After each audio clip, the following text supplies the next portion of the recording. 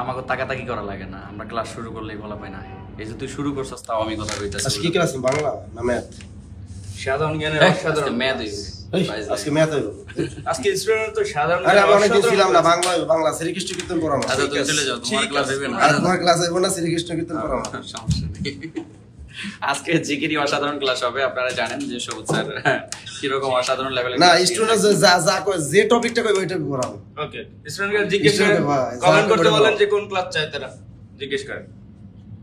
আর কিন্তু confidence level ভালো আছে, আর কিছু থাকবে না থাক বরিশাল মাল তো। আচ্ছা যাই হোক, কলেজের ভাই বোনেরা যারা আমরা ইতিমধ্যে জয়েন করেছি, আজকে বেসিক্যালি জিকের আমরা দেখেছি যে আমাদের 2টা পর্বের ক্লাস শেষ হয়েছে। আজকে পর্ব 3 অর্থাৎ গুরুত্বপূর্ণ 200 কোশ্চেনের পর্ব 3 নিয়ে আজকে স্যার হাজির হয়েছেন। এবং আজকের ক্লাসেও যে কোশ্চেনগুলো রাখা হয়েছে একটা এমসিকিউ সলভের মাধ্যমে কথা কি বুঝতে পেরেছেন?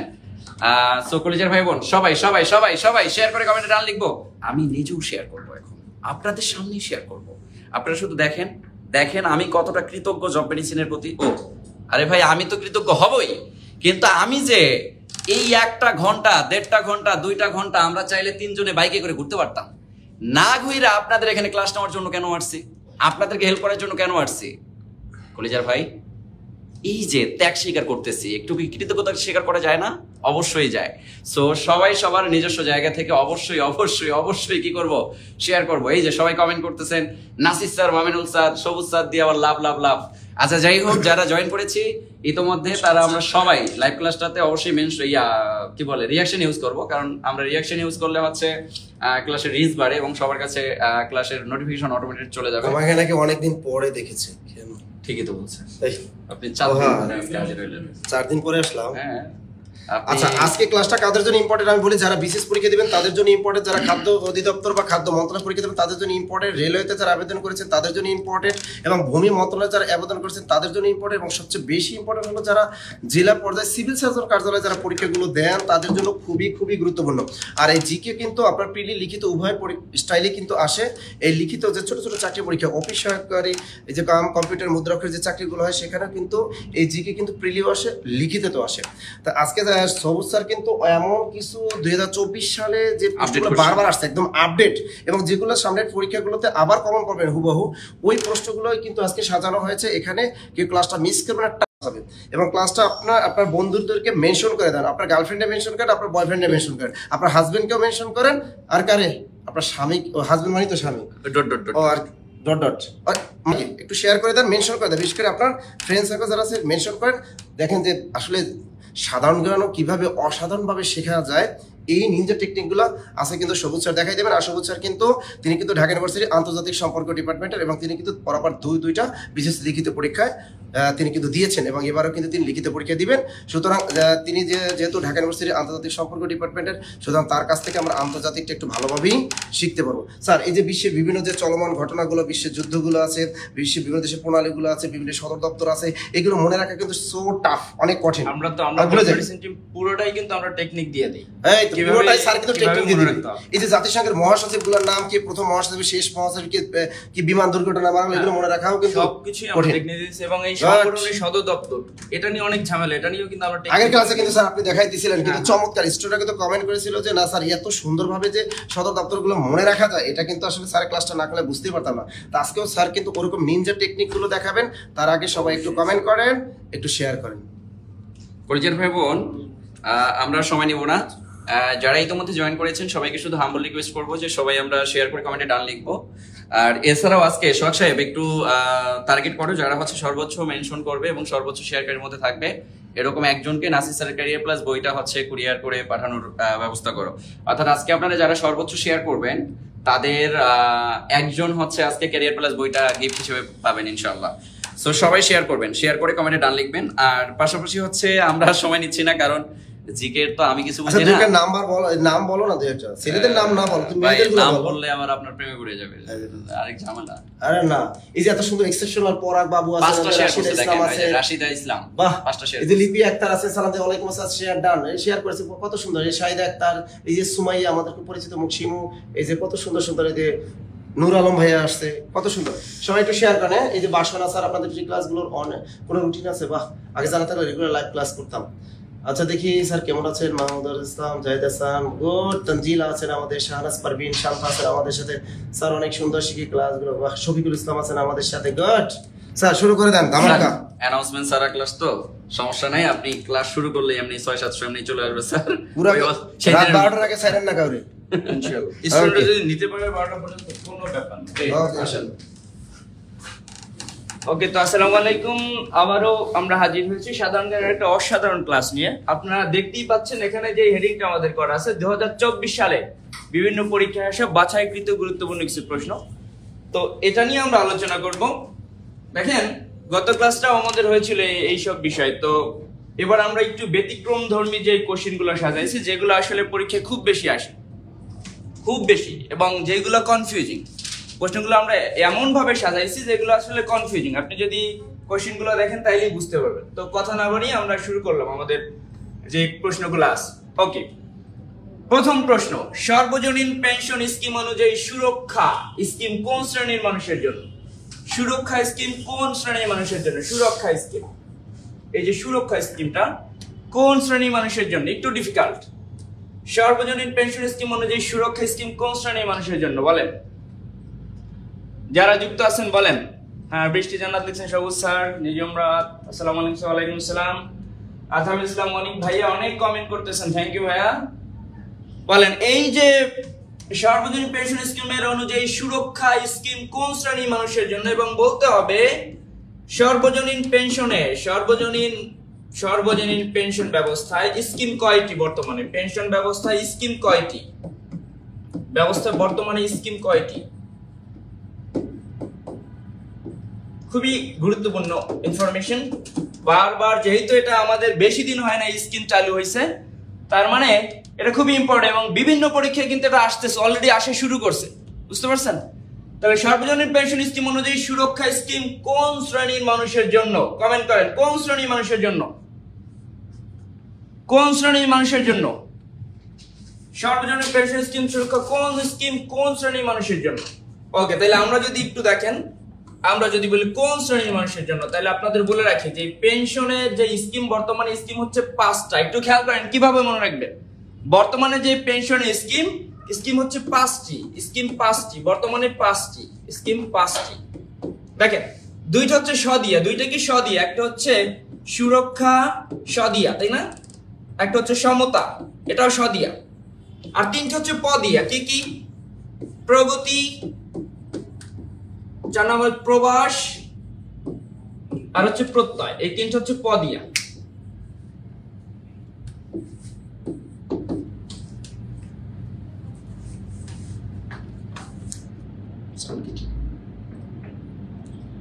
ওকে, তো দেখেন বর্তমানে যেটা স্কিম হচ্ছে 5টি, বর্তমানে খুব ভালো করে খেয়াল করেন। অনেকে জানেন 4টি, আসলে কয়টি? 5টি। সুরক্ষা, সমতা, এই দুইটা স্বদিয়া, আর কোনটা? আর হচ্ছে প্রগতি, প্রবাস, প্রত্যয়, তিনটা হচ্ছে পদিয়া। তো দেখেন এখানে বলা হয়েছে সর্বজনীন পেনশন স্কিম অনুযায়ী সুরক্ষা স্কিম কোন শ্রেণীর মানুষের জন্য? কোন শ্রেণীর মানুষের জন্য সুরক্ষা? কোন শ্রেণীর মানুষের জন্য? দেখি কে পারেন। পেনশন স্কিম অনুযায়ী সুরক্ষা কোন শ্রেণীর মানুষের জন্য? সুজনরা লিখছেন স্কিম 5টা। হ্যাঁ, স্কিম 5টা। এইটা কমেন্ট করেন না ভাই, এটার উত্তরটা কি? আপনারা কেউই পারতেছেন না। দেখি এই যে সুরক্ষা কোন শ্রেণীর মানুষের জন্য? প্রবাসী বাংলাদেশের জন্য, নাকি বেসরকারি কর্মচারীর জন্য, নাকি সকর্ম অপ্রতিষ্ঠানিক কর্মীর জন্য, নাকি স্বল্প আয়ের ব্যক্তির জন্য? শরীফুল লিখছেন স্বল্প আয়ের। মৌরাখি ক হয় নাই, কারো তাই হয় নাই। নয়নমণি হয় নাই। আপনারা পারতেছেন না এটা, তাহলে উত্তর বলে দিচ্ছি। দেখেন এই যে সুরক্ষা, এটা হচ্ছে সকর্মে নিয়োজিত, উত্তর হচ্ছে সকর্মে নিয়োজিত। সুরক্ষাটা হচ্ছে সকর্মে কারা নিয়োজিত? যেমন কৃষিজীবী, কৃষক, রিক্সা চালক, জেলে, এই সকর্ম নিয়োজিত যারা, তাদের জন্য সুরক্ষা। সমতা, এই যে সমতা যেটা, এটা হচ্ছে নিম্ন আয়ের মানুষ যারা আছে, একদম নিম্ন আয়ের মানুষ, এদের জন্য সমতা। প্রগতি কাদের জন্য? প্রগতি হচ্ছে বেসরকারি চাকরিজীবী যারা আছে, তাদের জন্য প্রগতি। প্রবাস, নাম দেখেই বুঝতে পারতেছেন প্রবাস কাদের জন্য? প্রবাস হচ্ছে যারা প্রবাসে থাকে তাদের জন্য। সর্বশেষ যেটা চালু হয়েছে সেটা হচ্ছে প্রত্যয় কাদের জন্য? সরকারি চাকরিজীবীদের জন্য। একটু মাথায় রাখেন যে প্রথম স্কিম ছিল এই উপরের 4টা, অর্থাৎ সুরক্ষা, সমতা, প্রগতি এবং প্রবাস। প্রথমে সরকারি চাকরিজীবীদের জন্য এটা শুরু হয় নাই, তো সর্বশেষে আমরা দেখি কিছুদিন আগে আবার প্রত্যয়টাও চালু হয়েছে সরকারি চাকরিজীবীদের জন্য। আবারও রিকল করার চেষ্টা করি, সুরক্ষা কাদের জন্য? সুরক্ষা হচ্ছে সকর্মী নিয়োজিত, যেমন কৃষক, জেলে, শ্রমিক, এদের জন্য। সমতা কাদের জন্য? সমতা হচ্ছে একদম নিম্ন আয়ের মানুষের জন্য। প্রগতি কাদের জন্য? প্রগতি হচ্ছে বেসরকারি চাকরিজীবীদের জন্য। প্রবাস কাদের জন্য? প্রবাসীদের জন্য। আর প্রত্যয় হচ্ছে সরকারি চাকরিজীবীদের জন্য। ক্লিয়ার? তার মানে 1 নম্বর প্রশ্নের উত্তর হচ্ছে সকর্ম ও অপ্রাতিষ্ঠানিক কর্মীদের জন্য। ওকে, নেক্সট স্লাইড আমরা যাই। বলেন, কোন সালে চীন ভ্রমণের স্মৃতিকে কেন্দ্র করে বঙ্গবন্ধুর আমার দেখা নয়া চীন গ্রন্থটি রচিত হয়েছে? কোন সালের চীন ভ্রমণের স্মৃতিকে কেন্দ্র করে এই যে আমার দেখা নয়া চীন, এটি কোন সালের স্মৃতিকে কেন্দ্র করে? 1952 সালে নাকি 53 সালে নাকি 54 সালে নাকি 56 সালে? বলেন, এটা বলেন। ওকে, তাহলে ক্যামেরার দিকে লুক দিলাম, পড়াইতে গিয়ে আবার এদিকে লুক দিতে হয়, আপনাদের দিকে লুক দিতে হয়, ক্যামেরার দিকে লুক দিতে হয়। বলেন, কোন সালের স্মৃতি, কোন সালের চীন ভ্রমণ? বঙ্গবন্ধু চীন ভ্রমণ করছে আমরা জানি কয়েকবার, তো এর মধ্যে কোন সালের চীন ভ্রমণকে কেন্দ্র করে আসলে আমার দেখা নয়া চীনটা রচিত হয়েছে? 1953 নাকি 54 নাকি 56 নাকি 52? বলেন। রাইসা চই মুখে 1952, বিপ্লবী রানী 1953, ময়নামতি 1952, বাপিদাস 54 হয় নাই, জসীমউদ্দিন 1952। হ্যাঁ ঠিক আছে, তাইলে 1952। আমরা বেশি সময় নিব না। কোন সালে চীন ভ্রমণ? 1952 সালের চীন ভ্রমণের অভিজ্ঞতাকে কাজে লাগিয়ে আমার দেখা নয়া চীন লিখছে। শোনেন, 1952 সালে চীনের যে তৎকালীন রাজধানী পিকিং এ একটা শান্তি সম্মেলন হয়। পিকিং এ 1952 সালে চীনের তৎকালীন রাজধানী যে পিকিং, সেখানে একটা শান্তি সম্মেলন হয়। সেই শান্তি সম্মেলনে যোগ দিতে বঙ্গবন্ধু শেখ মুজিবুর রহমান প্রথমবার চীনে যান। কত সালে? 1952 সালে। তার মানে 1952 সালে সেই পিকিং এ অনুষ্ঠিত শান্তি সম্মেলনে যোগ দিতে গিয়া বঙ্গবন্ধু যেই চীনকে দেখছে সেই চীনই তার গ্রন্থে অন্তর্ভুক্ত হয়েছে। এখন বলতে হবে আমার দেখা নয়া চীন এটা কত সালে প্রকাশিত হয়েছে? আমার দেখা নয়া চীন কত সালে প্রকাশিত? কত সালে প্রকাশিত হয়? কত সালে প্রকাশিত হয়? কত সালে প্রকাশিত হয় আমার দেখা নয়া চীন? বঙ্গবন্ধুর এই লেখা গ্রন্থ কত সালে প্রকাশিত হয়? বলেন। আমার দেখা নয়া চীন কত সালে প্রকাশিত হয় বলতে হবে। আমরা জানি বঙ্গবন্ধুর প্রধান যে 3টা গ্রন্থ, 1 নম্বর হচ্ছে অসমাপ্ত আত্মজীবনী, 2 নম্বরে আমরা দেখি কি কারাগারে রোজনামচা, 3 নম্বরে কি? 3 নম্বর হচ্ছে আমার দেখা নয়া চীন। এটা প্রকাশিত হয় 2 ফেব্রুয়ারি 2020। 2 ফেব্রুয়ারি 2020। ঠিক আছে? তার মানে আমরা একটু আবার যদি রিকল করি, বঙ্গবন্ধু শেখ মুজিবুর রহমান 1952 সালে যে পিকিং এ অনুষ্ঠিত শান্তি সম্মেলনে যোগ দিতে গিয়া তিনি কিন্তু এই যে চীনটা দেখছে সেটাই কিন্তু তার গ্রন্থে অন্তর্ভুক্ত করা হয়েছে। না, সিদ্দিকুর রহমান লিখছেন 2017 সালে। না ভাইয়া, 2017 সালে না, 2017 সালে কারাগারে রোজনামচা প্রকাশিত হয়েছে। ওকে, নেক্সট স্লাইড দেখি আমরা। কোনটি রাষ্ট্রায়ত্ত বাণিজ্যিক ব্যাংক নয়? রাষ্ট্রায়ত্ত বাণিজ্যিক ব্যাংক নয় কোনটি? আমরা জানি বাংলাদেশের তফসিলভুক্ত ব্যাংক আছে 61টা ব্যাংক আছে। এর মধ্যে বলতে হবে 6টা ব্যাংক আছে রাষ্ট্রায়ত্ত বাণিজ্যিক ব্যাংক। 6টা। এই 6টার মধ্যে এই অপশনের মধ্যে নাই কোনটা? বলেন। নিশ্চয় কোনটা রাষ্ট্রায়ত্ত বাণিজ্যিক ব্যাংক নয়? পূবালী ব্যাংক নাকি অগ্রণী ব্যাংক নাকি জনতা ব্যাংক নাকি রূপালী ব্যাংক? এটা এই 6টা ব্যাংক মনে রাখার আমরা টেকনিক শিখিয়ে দেবো। তার আগে বলেন এর উত্তর কোনটা হবে? কোনটি রাষ্ট্রায়ত্ত বাণিজ্যিক ব্যাংক নয়? ক নাকি খ নাকি গ নাকি ঘ? দেখি কারা পারতেছেন। রিবাজ মাহমুদ আপু, ওকে, মুক্তিদেব পূবালী লিখছেন, খালিজা পারভিন পূবালী ব্যাংক, মিরাজ পূবালী ব্যাংক। হ্যাঁ, তাহলে দেখেন কোনটা রাষ্ট্রায়ত্ত বাণিজ্যিক ব্যাংক নয়? পূবালী। তাইলে বাকি 3টা রাষ্ট্রায়ত্ত বাণিজ্যিক ব্যাংক, অগ্রণী ব্যাংক, জনতা ব্যাংক, রূপালী ব্যাংক। আমরা জানি রাষ্ট্রায়ত্ত বাণিজ্যিক ব্যাংক আছে 6টা। রাষ্ট্রায়ত্ত বাণিজ্যিক ব্যাংক কয়টা? রাষ্ট্রায়ত্ত বাণিজ্যিক ব্যাংক হচ্ছে 6টি। রাষ্ট্রায়ত্ত বাণিজ্যিক ব্যাংক 6টি। একটু খেয়াল করেন, 6টি। এই 6টি মনে রাখবেন কিভাবে? দেখেন, অনেক সময় পরীক্ষা আসে, অনেক সময়। একটু দেখেন 6টি কিভাবে মনে রাখবেন। শোনেন, ছন্দটা হচ্ছে বাংলাদেশের অগ্রণী জনতা, বাংলাদেশের অগ্রণী জনতা সোনা রূপা বেশি চায়। কি চায়? সোনা রূপা বেশি চায়। এটা ভাই দেখেন, খেয়াল করেন, বাংলাদেশের অগ্রণী জনতা মানে যারা ধনী। অগ্রণী কি? যারা একটু ধনী টাইপের, এরা কি চায়? এদের যত সোনা আছে এর থেকেও বেশি সোনা আছে। আমরা বলি না the more man gets the more he wants, মানুষ যত পায় তত চায়। তো অগ্রণী জনতা যাদের অনেক বেশি সম্পদ আছে এরপরে সম্পদ চায়। ঠিক আছে, এটা দিয়ে মনে রাখবেন, বাংলাদেশের অগ্রণী জনতা সোনা রূপা বেশি চায়। বাংলাদেশের অগ্রণী জনতা সোনা রূপা বেশি চায়। এটা দিয়ে আমরা রাষ্ট্রায়ত্ত 6টা বাণিজ্যিক ব্যাংক মনে রাখবো। কিভাবে? বাংলাদেশে মানে হচ্ছে বাংলাদেশ ডেভেলপমেন্ট ব্যাংক। দেখেন বাংলাদেশ মানে হচ্ছে Bangladesh development bank, Bangladesh development bank, Bangladesh development bank, Bangladesh development bank লিখলাম আমরা সংক্ষেপে। অগ্রণী মানে কি? অগ্রণী ব্যাংক। অগ্রণী মানে হচ্ছে অগ্রণী ব্যাংক। জনতা মানে হচ্ছে জনতা ব্যাংক। সোনা মানে সোনালী ব্যাংক। রূপা মানে রূপালী ব্যাংক। বেশি মানে বেসিক ব্যাংক। বেশি মানে কি? Basic bank. তাহলে দেখেন আমরা খুব সহজে একটা ট্রিক ইউজ করে কিন্তু এটা জানতে পারি। বাংলাদেশের অগ্রণী জনতা সোনা রূপা বেশি চায়। বাংলাদেশের অগ্রণী জনতা সোনা রূপা বেশি চায়। এটা দিয়ে আমরা মনে রাখতে পারি কি? এটা দিয়ে মনে রাখতে পারি রাষ্ট্রায়ত্ত 6টা বাণিজ্যিক ব্যাংক। বাংলাদেশ মানে বাংলাদেশ ডেভেলপমেন্ট ব্যাংক, অগ্রণী মানে হচ্ছে অগ্রণী ব্যাংক, জনতা মানে জনতা ব্যাংক, সোনা মানে সোনালী ব্যাংক, রূপা মানে রূপালী ব্যাংক, আর বেশি মানে বেসিক ব্যাংক। ঠিক আছে? তাহলে নিচের কোনটি রাষ্ট্রায়ত্ত বাণিজ্যিক ব্যাংকের মধ্যে না? সেটা হচ্ছে পূবালী ব্যাংক। ক্লিয়ার? ওকে, পরের স্লাইডে আমরা যাই, দেখি কে পারেন। পরের কোশ্চেন কে পারে? বাংলাদেশের প্রথম টানেল কোন নদীর তলদেশে নির্মিত হয়েছে? খুবই সিম্পল, খুবই সিম্পল একটা কোশ্চেন, আশা করি সবাই পারবেন এটা, তাই না? বলেন, বাংলাদেশের প্রথম টানেল কোন নদীর তলদেশে? কোন নদীর তলদেশে? কর্ণফুলী। গুড, এটা পারবেন, এটা নিয়ে আমরা বেশি কথা বলবো না, এটা খুবই সিম্পল। বাট এটা মনে রাখতে হবে, এই যে কর্ণফুলী টানেল নির্মিত হয়েছে, এটা কর্ণফুলী টানেল বলে, আবার কি বলে? বঙ্গবন্ধু টানেল বলে, তাই না? দক্ষিণ এশিয়ার প্রথম নদীর তলদেশে যে এই টানেল নির্মিত সেটা কর্ণফুলী নদীতে। এখন বলতে হবে এই কর্ণফুলী টানেলের দৈর্ঘ্য কত? কর্ণফুলী টানেলের দৈর্ঘ্য কত? দৈর্ঘ্য কত বলেন? কর্ণফুলী টানেলের দৈর্ঘ্য কত? অনেকবার অলরেডি পরীক্ষা আসছে, যদিও এটা উদ্বোধন হয়েছে বেশি দিন হয় নাই, এটা অলরেডি পরীক্ষা চলে আসছে। কর্ণফুলী টানেলের দৈর্ঘ্য কত বলেন? কর্ণফুলী টানেলের দৈর্ঘ্য কত? মূল টানেলে, কর্ণফুলী টানেলের যে মূল যে অংশ, মূল টানেলের দৈর্ঘ্যটা কত? দেখি কে পারেন। আব্দুল আজিজ লিখছেন, রিফাত মাহমুদ আপু লিখছেন, আব্দুল আজিজ, ফাতেমা আফরিন জেরিন, মুআজ্জম হোসেন, আচ্ছা রিয়াজউদ্দিন, আচ্ছা একজনে লিখছেন মিটার। মিটার না, মিটার নাকি কিলোমিটার নাকি ফুট, এটা বুঝতে হবে। মিটার নাকি কিলোমিটার নাকি ফুট বলেন? ওকে, অনেকেই কমেন্ট করে, তাইলে এটার দৈর্ঘ্য কত?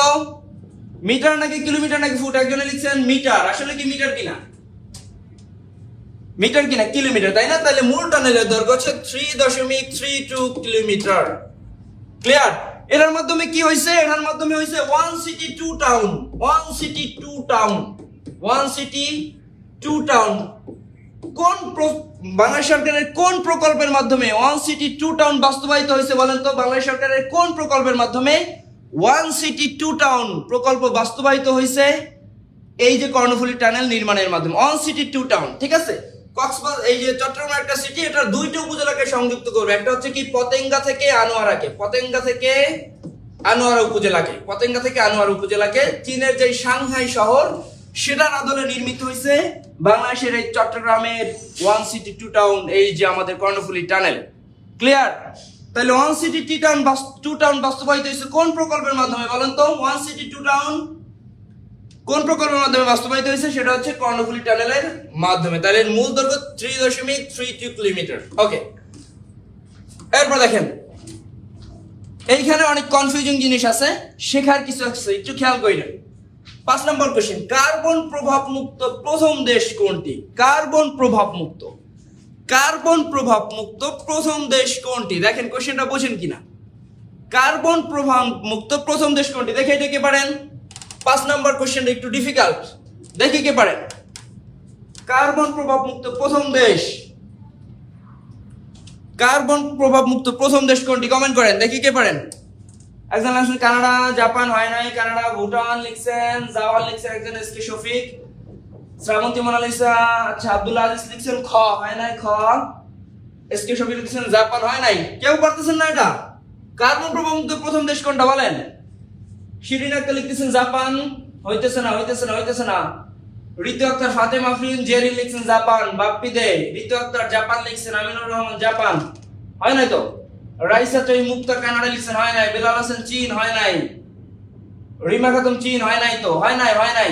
রুমা রুমা লিখছেন, রুমানা রুমা, হয় নাই। ইতি রয় কানাডা, হয় নাই তো ভাই।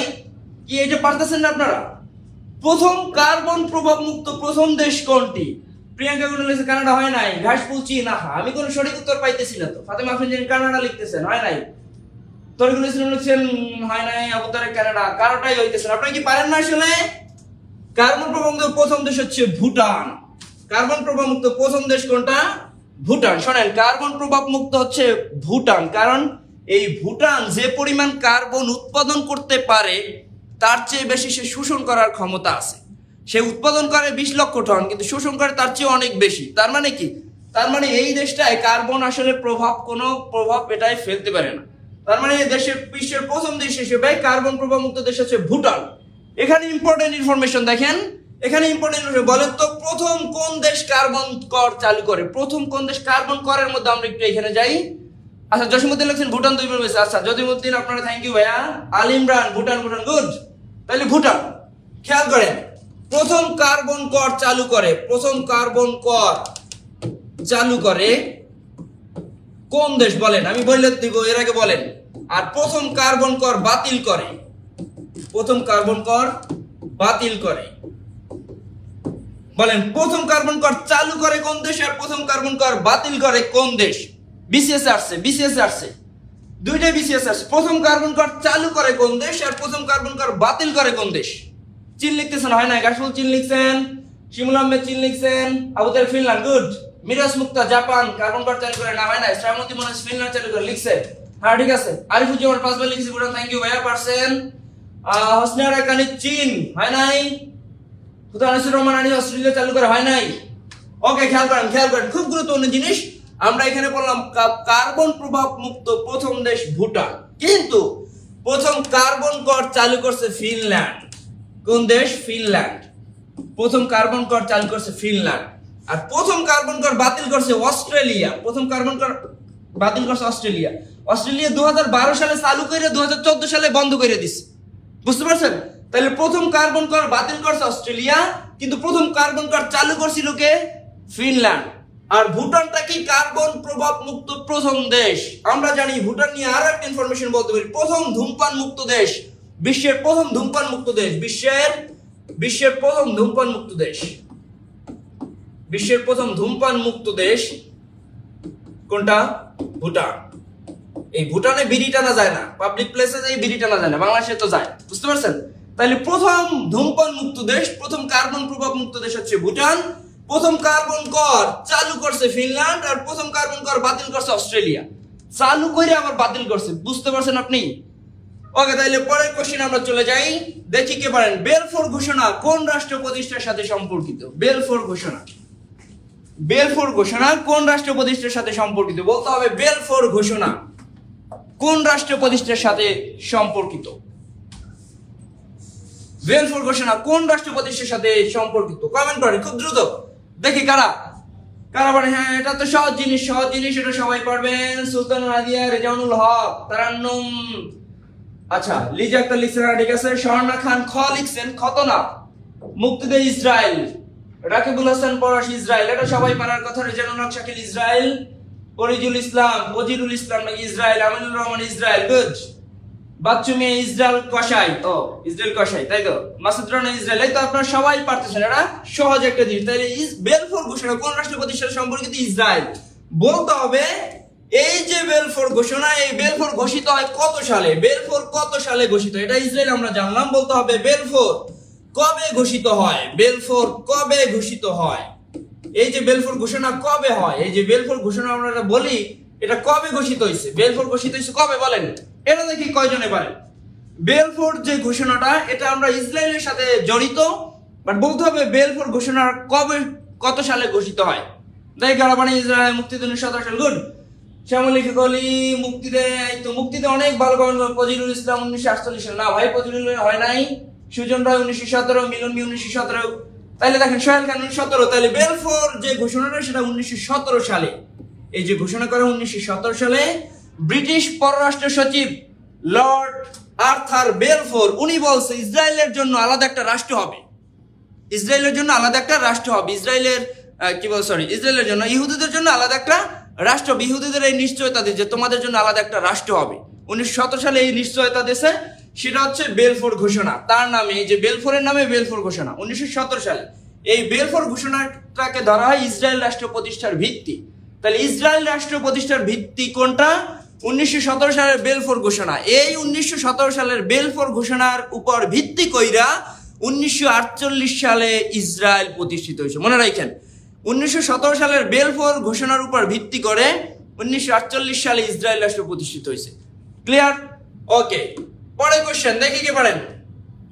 এইটা খুবই ইম্পর্টেন্ট একটা জিনিস। বলেন বর্তমানে স্বল্পোন্নত দেশের সংখ্যা কত? আরো ক্লিয়ার করে দিই।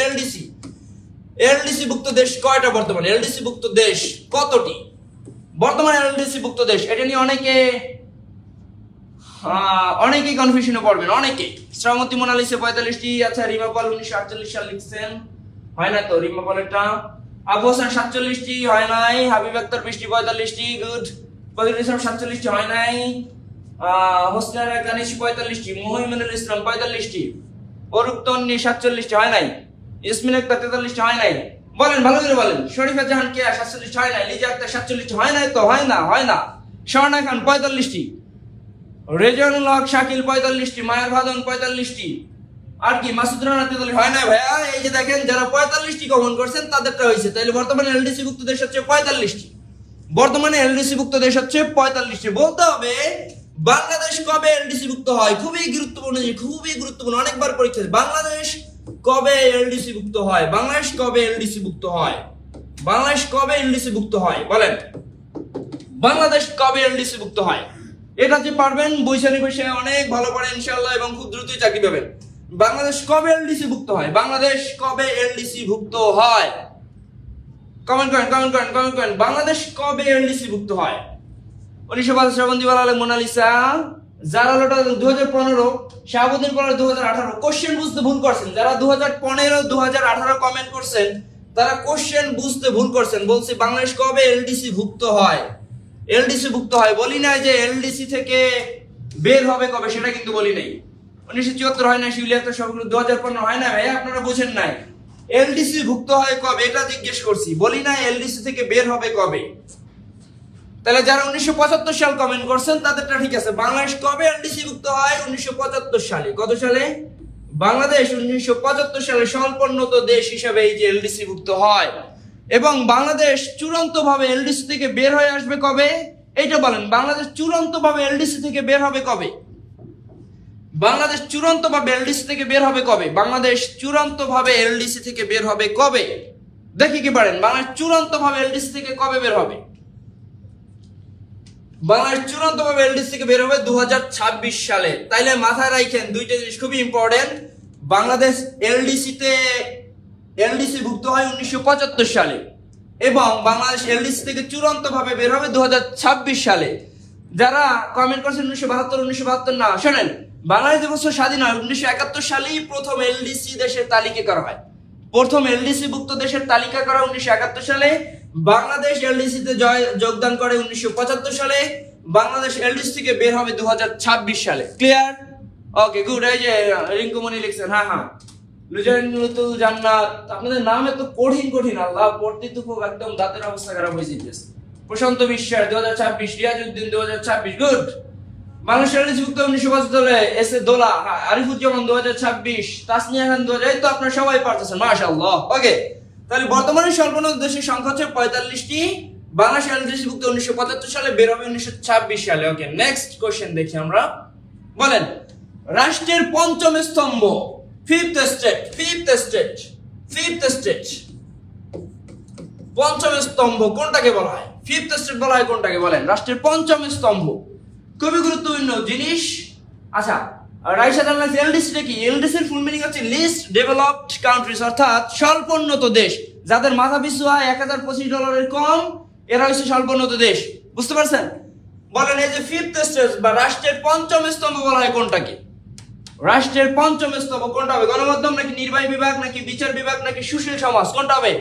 অনেকে লিখছেন গণমাধ্যম, শাকিল লিখছেন গণমাধ্যম না, মামুন হোসেন গণমাধ্যম লিখছেন না, হাবিব আক্তার বৃষ্টি গণমাধ্যম হয় নাই, মুন্নিকা সুশীল সমাজ, রিপা সূত্রধার গণমাধ্যম হয় নাই, তামিম আহমেদ শামীম গণমাধ্যম হয় নাই, তামিম আহমেদের শামীম হয় নাই, গণমাধ্যম হয় নাই, ইমন শাহ গণমাধ্যম হয় নাই, সজীব পাল ঘ লিখছে, ঘ থেকে সুশীল সমাজ। আচ্ছা, গণমাধ্যম আবু তারেক ধন্যবাদ, ধন্যবাদ দেওয়ার জন্য আপনাকেও ধন্যবাদ। আরিফুজ্জামান আমিনুল গণমাধ্যম ভাই, এটা পারতেছেন না আপনারা? আয় হায়, বাংলাদেশের রাষ্ট্রের পঞ্চম স্তম্ভ বলা হয় কোনটাকে বলেন? মহিমুল ইসলাম সুশীল সমাজ, বাপ্পিদের সুশীল সমাজ, গুড। তৌহিদুল ইসলাম সুশীল সমাজ, রেজাউল শাকিল একটা কমেন্ট করছেন, হয় না এই জন্য আরেকটা, তাই তো? ওকে, তাইলে দেখেন রাষ্ট্রের পঞ্চম স্তম্ভ বলা হয় সুশীল সমাজকে, সিভিল সোসাইটি। সিভিল সোসাইটি কি ভাই? সুশীল সমাজটা কি? আমরা প্রায় কথা বলি না সুশীল সাজে, সুশীল সাজে। সুশীল সমাজ হচ্ছে এমন একটা গ্রুপ যারা সরকারে থাকে না, নাগরিকদের মধ্যে থেকে স্মার্ট একটা সিটিজেন, স্মার্ট একটা কমিউনিটি, যারা নাগরিক অধিকার সরকারের কাছ থেকে বাস্তবায়ন করে, সরকারের বিভিন্নভাবে চাপ দিয়ে নাগরিকদের জন্য কাজ করে, এরা হচ্ছে সুশীল সমাজ, সিভিল সোসাইটি। সেই সিভিল সোসাইটি কি বলা হয় ভাইয়া? সেই সিভিল সোসাইটি বলা হয় সুশীল, এই যে রাষ্ট্রের পঞ্চম স্তম্ভ। তাহলে আসেন রাষ্ট্রের প্রথম স্তম্ভ কোনটা? রাষ্ট্রের প্রথম স্তম্ভ আইন বিভাগ।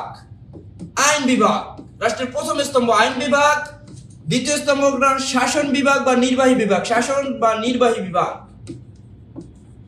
তৃতীয় স্তম্ভ কোনটা? বিচার বিভাগ। তৃতীয় স্তম্ভ কোনটা? বিচার বিভাগ।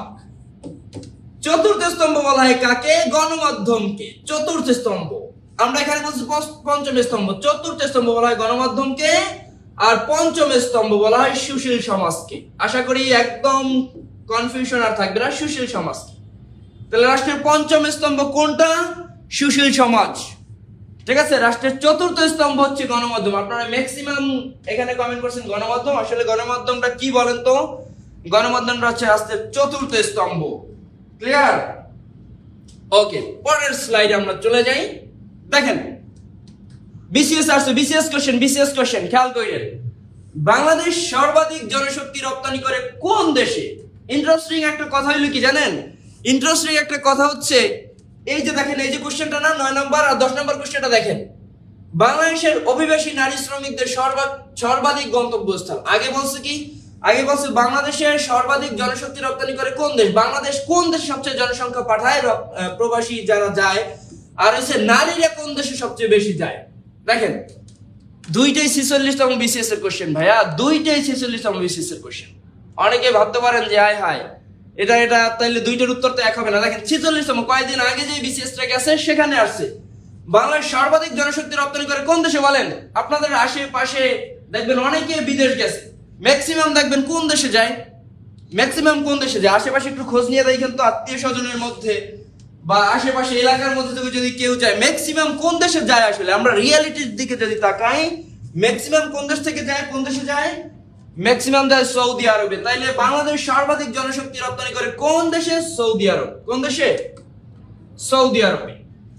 বাংলাদেশ সবচেয়ে বেশি জনশক্তি রপ্তানি করে সৌদি আরব, এরপর করে ওমানে। 2 নম্বরে কে? ওমান। 2 নম্বরে যায় ওমান। মনে রাখবেন বাংলাদেশ থেকে যদি 100 জন শ্রমিক যায়, 100 জন মানুষ যায়, তার প্রায় 55% বেশি, অর্থাৎ 55 জনের বেশি যায় সৌদি আরবে। ওমানে যায় প্রায় 15% বেশি। বুঝতে পারছেন? অর্থাৎ এই যে সৌদি আরবে যায় 50%-এরও বেশি মানুষ। বুঝাইতে পারলাম? ওকে, পরের যেই কোশ্চেনটা সেটাও সেম কোশ্চেন প্রায়। নারীরা কোথায় যায়?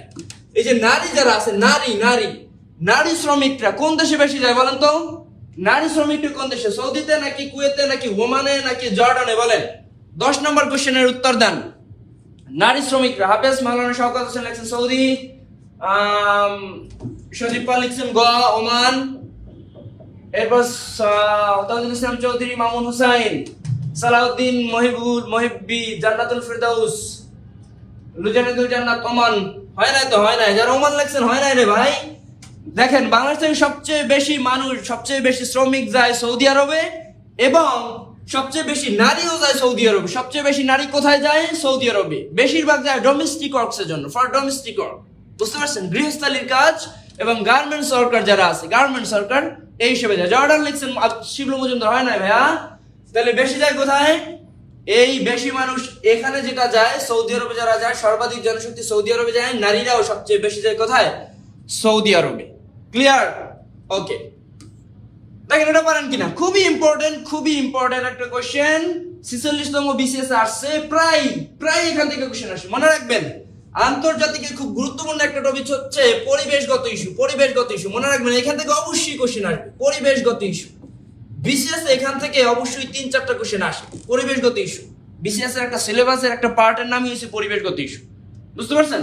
তাহলে বলেন 11তে কি হবে? ফ্রাইডে ফর ফিউচার কোন ধরনের আন্দোলন? 46তম বিসিএস আসছে। তাহলে পরিবেশবাদী আন্দোলন বলতে হবে এই যে পরিবেশবাদী আন্দোলন ফ্রাইডে ফর ফিউচার, এই আন্দোলনের প্রবক্তা বলা হয় কোন মেয়েকে? কোন মেয়ে বলে দাও। এই আন্দোলনের প্রবক্তা বলা হয় কোন মেয়েটাকে? স্কুলের বাচ্চা। এই আন্দোলনের প্রবক্তা কে চালু করে? এই আন্দোলনটা প্রথম কে চালু করে? যে বলতে পারবেন দেখি সেই বিখ্যাত ব্যক্তি আমরা ধরলাম যে এই কোশ্চেনের উত্তর যে পারবেন, এই আন্দোলনের প্রবক্তা ফ্রাইডে ফর ফিউচার, এই আন্দোলনটা প্রথম কে শুরু করে? দেখি কোন জ্ঞানীবান ব্যক্তি, ভাই ও বোনেরা কে পারেন? এই আন্দোলনের প্রবক্তা সবাই কমেন্ট করেছেন পরিবেশবাদী আন্দোলন। ঠিক আছে, পরিবেশবাদী আন্দোলন বলতে হবে এই পরিবেশবাদী আন্দোলন ফ্রাইডে ফর ফিউচার এটা কে চালু করছে? টপি আক্তার লিখছেন সুইজারল্যান্ড। হ্যাঁ, দেশ হিসাবে কি সুইজারল্যান্ড না, সুইডেন। বলতে এই যে মেয়েটা, সেই মেয়েটা সুইডেন, একটা মেয়ে চালু করছে। আরো ক্লিয়ার করে দিলাম, যে মেয়েটা চালু করছে সেই মেয়েটা সুইডেনের। বলতে হবে সেই মেয়ের নাম কি? মালালা ইউসুফ নেই না রে ভাইয়া, মালালা হয় নাই, সুইডেনের রিঙ্কুমণি ফ্রাইডে ফর ফিউচার, সালাউদ্দিন পরিবেশবাদী আন্দোলন। তাহলে দেখেন আপনারা পারতেছেন না, ফ্রাইডে ফর ফিউচার 46তম বিসিএস এটা একটা পরিবেশবাদী আন্দোলন। এই আন্দোলনের সুইডেনের স্কুল ছাত্রছাত্রী, স্কুলের বাচ্চারা, সুইডেনের, মনে রাখেন কোন দেশের? সুইডেনের স্কুলের বাচ্চারা, স্কুল পড়ুয়া ছাত্রছাত্রীরা, তারা এই আন্দোলনটা শুরু করছে যে ভবিষ্যতে পৃথিবীটাকে রক্ষা করার জন্য, ভবিষ্যৎ জেনারেশনের জন্য, পৃথিবীটাকে রক্ষা করার জন্য পরিবেশ বিষয়ে সচেতনতা বাড়াতে হবে। যে মেয়েটা প্রথম শুরু করছে তার নাম হচ্ছে গ্রেটা থুনবার্গ। গ্রেটা থুনবের্গ বলে, আবার অনেকে বার্গ বলে। গ্রেটা থুনবের্গ কোন দেশের নাগরিক? সুইডেনের নাগরিক। গ্রেটা থুনবের্গ, কেউই পারলেন না। গ্রেটা থুনবের্গ এটা কিন্তু অলরেডি বিসিএস আসছে। আবার এই যে সম্পর্কিত ফ্রাইডে ফর ফিউচার এটাও কিন্তু বিসিএস এ আসলো। বুঝতে পারছেন, পরিবেশগত ইস্যু থেকে অবশ্যই কোশ্চেন থাকবে।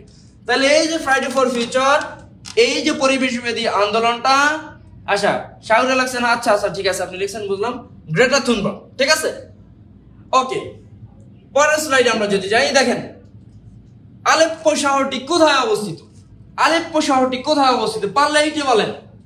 খুবই কনফিউশন একটা শহর আলেপ্পো শহর, খুবই কনফিউশন, কারণ এখানে অনেকগুলো অপশনের মধ্যে আপনার মনে হবে ঝামেলা আছে।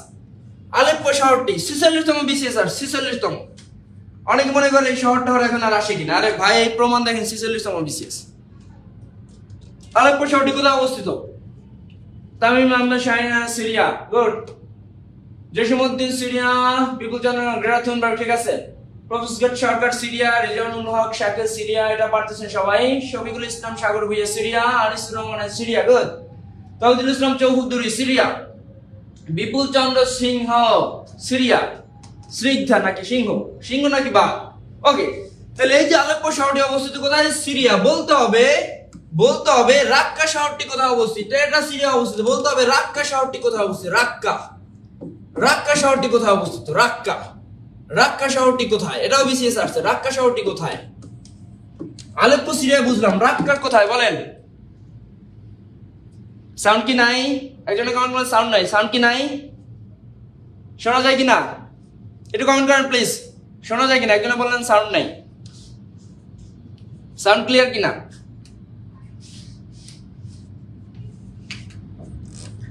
Sound clear? ফিলিস্তিন, যারা লিখছেন ফিলিস্তিন হয় নাই ভাইয়া, দেখেন তাইলে রাক্কা শহরটাও কোথায়? সিরিয়ায়। রাক্কা শহরটাও সিরিয়া। একজনে যেহেতু ফিলিস্তিন কমেন্ট করছেন, বলেন তো এই যে বেথেলহাম বিখ্যাত একটা শহর, বেথেলহাম, এই বেথেলহাম শহরটি কোথায় অবস্থিত? ফিলিস্তিনে। মনে রাখেন বেথেলহামটাও কিন্তু পরীক্ষা আসছে।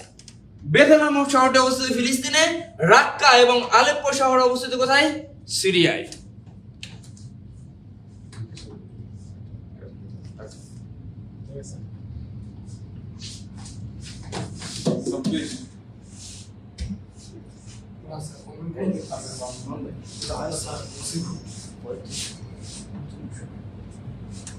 ওকে, বলবেন? ওকে, আচ্ছা পরের কোশ্চেন আমরা দেখি। মুজিবনগর সরকারের শপথ অনুষ্ঠান পরিচালনা করেন কে? মুজিবনগর সরকারের শপথ অনুষ্ঠান পরিচালনা করেন কে? মুজিবনগর সরকারের শপথ অনুষ্ঠান পরিচালনা করেন। এটা নিয়ে অনেকের কনফিউশন লাগবে, এখনো অনেকের কনফিউশন লাগবে। বলেন 13 নম্বর কোশ্চেনের উত্তর বলেন। মুজিবনগর সরকারের শপথ অনুষ্ঠান পরিচালনা করেন কে? অনুষ্ঠানটা পরিচালনা করছে সেটা বলেন। এই সাবজেক্টে কি হইছে কালো হয়ে গেল কেন ঠিক আছে 13 নম্বর প্রশ্নের উত্তর বলেন ওই যে ইউসুফ আলী বলতেছে জসিমউদ্দিন খান লিখছেন ইউসুফ আলী রায়হান লিখছেন খতে কি আছে আব্দুল মান্নান মহিবুল ইসলাম আব্দুল মান্নান ক লিখছেন অধ্যাপক ইউসুফ আলী অনেকের কনফিউশন অনেকে ম্যাক্সিমাম 90% এর কনফিউশন এই সবাই ইউসুফ লিখতেছেন নেহাদুল কবির লিখছেন ইউসুফ ইয়াসমিন আব্দুল মান্নান আমিনুল অধ্যাপক ইউসুফ রিয়াজউদ্দিন তাওহিদ ইসলাম অধ্যাপক ইউসুফ আলী দেখেন সবাই বললেন ম্যাক্সিমাম ভুল লিখতেছেন মুজিবনগর সরকারের শপথ অনুষ্ঠান পরিচালনা করেন কে আবেদ শফিকুল ইসলাম ইউসুফ আলী অধ্যাপক ইউসুফ ভাই এই জন্য এই কোশ্চেনটা আসলে আমি বাছাই করছি যে আপনারা আসলে এখানেই ঝামেলায় পড়বেন ঠিক আছে তাহলে দেখেন মুজিবনগর সরকারের শপথ অনুষ্ঠান পরিচালনা করেন শপথ এই যে অনুষ্ঠান পরিচালনা করছে কে অনুষ্ঠান পরিচালনা করছে আব্দুল মান্নান তাহলে অধ্যাপক ইউসুফ আলী কে আবার আরেকজন লিখছে তাজউদ্দিন হ্যাঁ না রে ভাই খেয়াল করে মুজিবনগর সরকারের শপথ অনুষ্ঠান পরিচালনা করছে আব্দুল মান্নান তাইলে অধ্যাপক ইউসুফ আলীকে অধ্যাপক ইউসুফ আলী শপথ বাক্য পাঠ করান বুঝতে পারছেন মুজিবনগর সরকারের যে শপথ বাক্য পাঠ করান কে অধ্যাপক ইউসুফ আলী আর আব্দুল মান্নান এই পুরো অনুষ্ঠানটা পরিচালনা করে ক্লিয়ার ওকে পরের কোশ্চেন আমরা দেখি দেখেন বাংলাদেশের প্রধানমন্ত্রীর সরকারি বাসভবন আমি বলে দেই এখানে আপনাদের বাংলাদেশের প্রধানমন্ত্রীর সরকারি বাসভবন এটা অনেকেই পারবেন কিন্তু এরপরও যেটা কনফিউশনে পড়বেন সেটা হচ্ছে গণভবন নাকি বঙ্গভবন প্রধানমন্ত্রীর বাসভবন কোনটা গণভবন নাকি বঙ্গভবন এটা নিয়ে ঝামেলায় পড়বেন গণভবন নাকি বঙ্গভবন প্রধানমন্ত্রীর বাসভবন গণভবন নাকি বঙ্গভবন এটা নিয়ে একটা ঝামেলায় অনেক সময় পড়বেন আপনি সেটা কি হবে গণভবন আচ্ছা দেখেন প্রধানমন্ত্রী গণপ্রতিনিধি না এ ভাই প্রধানমন্ত্রী গণপ্রতিনিধি বা জনপ্রতিনিধি বুঝতে পারছেন যেহেতু জনপ্রতিনিধি এটা মনে রাখবেন কিভাবে যেহেতু সে জনপ্রতিনিধি বা গণপ্রতিনিধি এই জন্য গণভবনে থাকে কোথায় থাকে গণভবনে বুঝছেন না এই গণভবনের মধ্যে আমরা সবাই গণহারে থাকি সেরকম না প্রধানমন্ত্রী যেহেতু গণমানুষের প্রতিনিধি জনপ্রতিনিধি এই জন্য সে গণভবন তার বাসভবন গণভবন তাহলে বঙ্গভবন কার বাসভবন মহামান্য রাষ্ট্রপতির বাসভবন ক্লিয়ার এটা তাহলে মনে থাকবে ওকে পরে কোশ্চেন আমরা চলে যাই বাংলাদেশের শাসন বিভাগের সর্বোচ্চ ব্যক্তি আরো একটা কনফিউজিং কোশ্চেন বলেন বাংলাদেশের শাসন বিভাগের সর্বোচ্চ ব্যক্তিকে এইটা পারলে বলেন দেখি কারা পারেন বাংলাদেশের শাসন বিভাগের সর্বোচ্চ ব্যক্তি একটু দেখেন বাংলাদেশের শাসন বিভাগ অনেকে এটা নিয়ে ঝামেলায় পড়বেন বলেন বাংলাদেশের শাসন বিভাগের সর্বোচ্চ ব্যক্তি প্রধানমন্ত্রী নাকি রাষ্ট্রপতি নাকি প্রধান বিচারপতি নাকি সেনা প্রধান বাংলাদেশের শাসন বিভাগের সর্বোচ্চ ব্যক্তি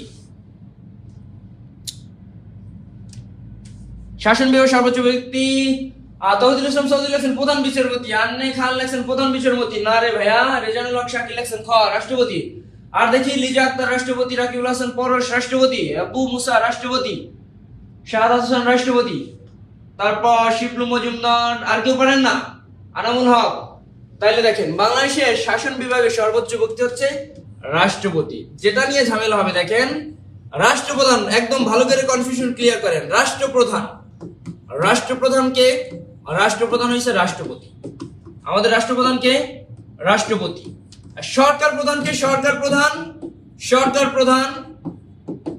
প্রধানকে বলেন সরকার প্রধান হচ্ছে প্রধানমন্ত্রী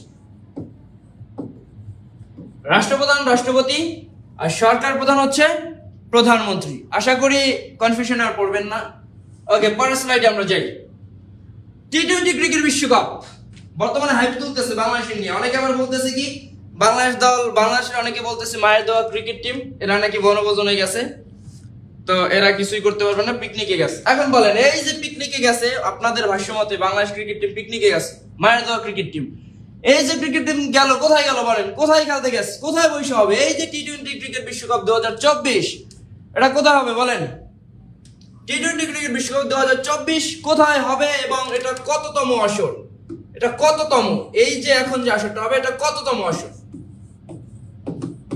কততম অসর বলেন? 16 নম্বর কি হবে বলেন? আচ্ছা, শফিকুল ইসলাম সাগর বিজয় খ লিখছেন, রেজানাক শাকিল খ, শিউলি আক্তার খ, আলিম হোসেন হৃদয় খ। আচ্ছা, ফজিলুল ইসলাম আরেকজন রিমা খাতুন লিখছেন যুক্তরাষ্ট্র, কানাডা, মেক্সিকো। আরে ভাই না, আপনি ফুটবলের মধ্যে চলে গেছেন, ফুটবল বিশ্বকাপ চলে গেছেন। শান্ত চাকমা লিখছেন যুক্তরাষ্ট্র, কানাডা, না আপনি ফুটবলের মধ্যে চলে গেছেন। শিবল মজুমদার খ। তাইলে কোথায় হবে বলেন তো? টি-20 ক্রিকেট বিশ্বকাপ 2024 হবে যুক্তরাষ্ট্র এবং ওয়েস্ট ইন্ডিজে, এবং এটা কততম আসর? 9ম আসর। এটা কততম আসর? 9ম আসর। যুক্তরাষ্ট্র ওয়েস্ট ইন্ডিজে হবে। আর যারা বলছেন যে এই যে যুক্তরাষ্ট্র, কানাডা, মেক্সিকো, যারা এইটা বলতেছেন, এটা কি ভাইয়া? এটা কি হবে বলেন তো? 2026 ফুটবল বিশ্বকাপ। 2026 ফুটবল বিশ্বকাপ। 2026 ফুটবল বিশ্বকাপ হবে যুক্তরাষ্ট্র, কানাডা এবং মেক্সিকোতে। তাহলে এবছর টি-20 বিশ্বকাপ এই যে আগামী মাসে শুরু হবে, তাই না? জুনের প্রথমে শুরু হবে। এটা কোথায় হবে? এটা যুক্তরাষ্ট্র এবং ওয়েস্ট ইন্ডিজে। নেক্সট কোশ্চেন দেখেন, বিশ্বের উচ্চতম জলপ্রপাত। বিশ্বের উচ্চতম জলপ্রপাত যেটাকে আমরা ইংলিশে বলি ওয়াটারফলস। আর একটা আছে ঝর্ণা, যেটাকে ইংলিশে বলি ফাউন্টেন। বলতে হবে বিশ্বের উচ্চতম জলপ্রপাত কোনটা? বিশ্বের উচ্চতম জলপ্রপাত। 17 নম্বর কোশ্চেন বলেন, বিশ্বের উচ্চতম জলপ্রপাত কোথায় আছে? স্বাস্থ্য পরিবার কল্যাণ মন্ত্রণালয়ের অডিটর। স্বাস্থ্য পরিবার কল্যাণ মন্ত্রণালয়ের অডিটরে আসছে 2024 সালের পরীক্ষায়।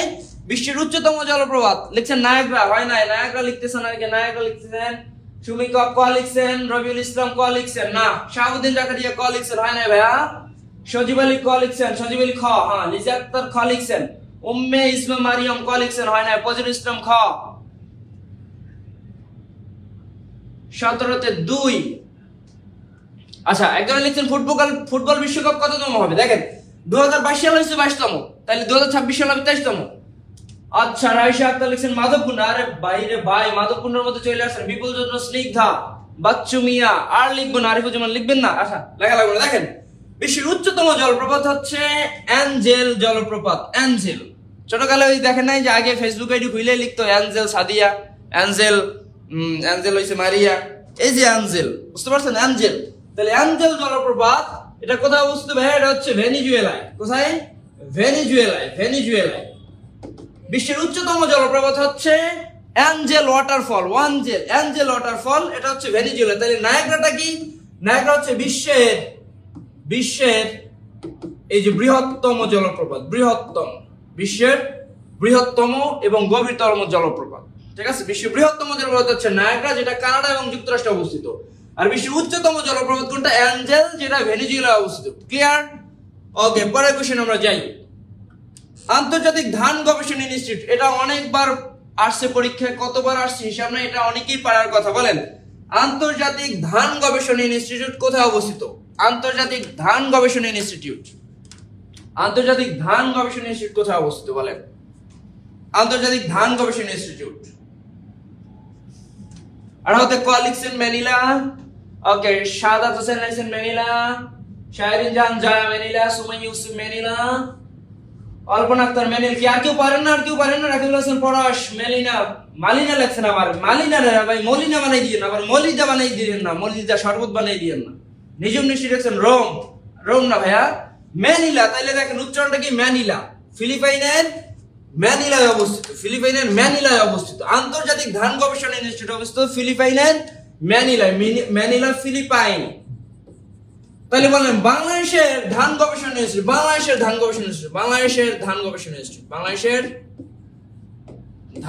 ইনস্টিটিউট কোথায় বলেন?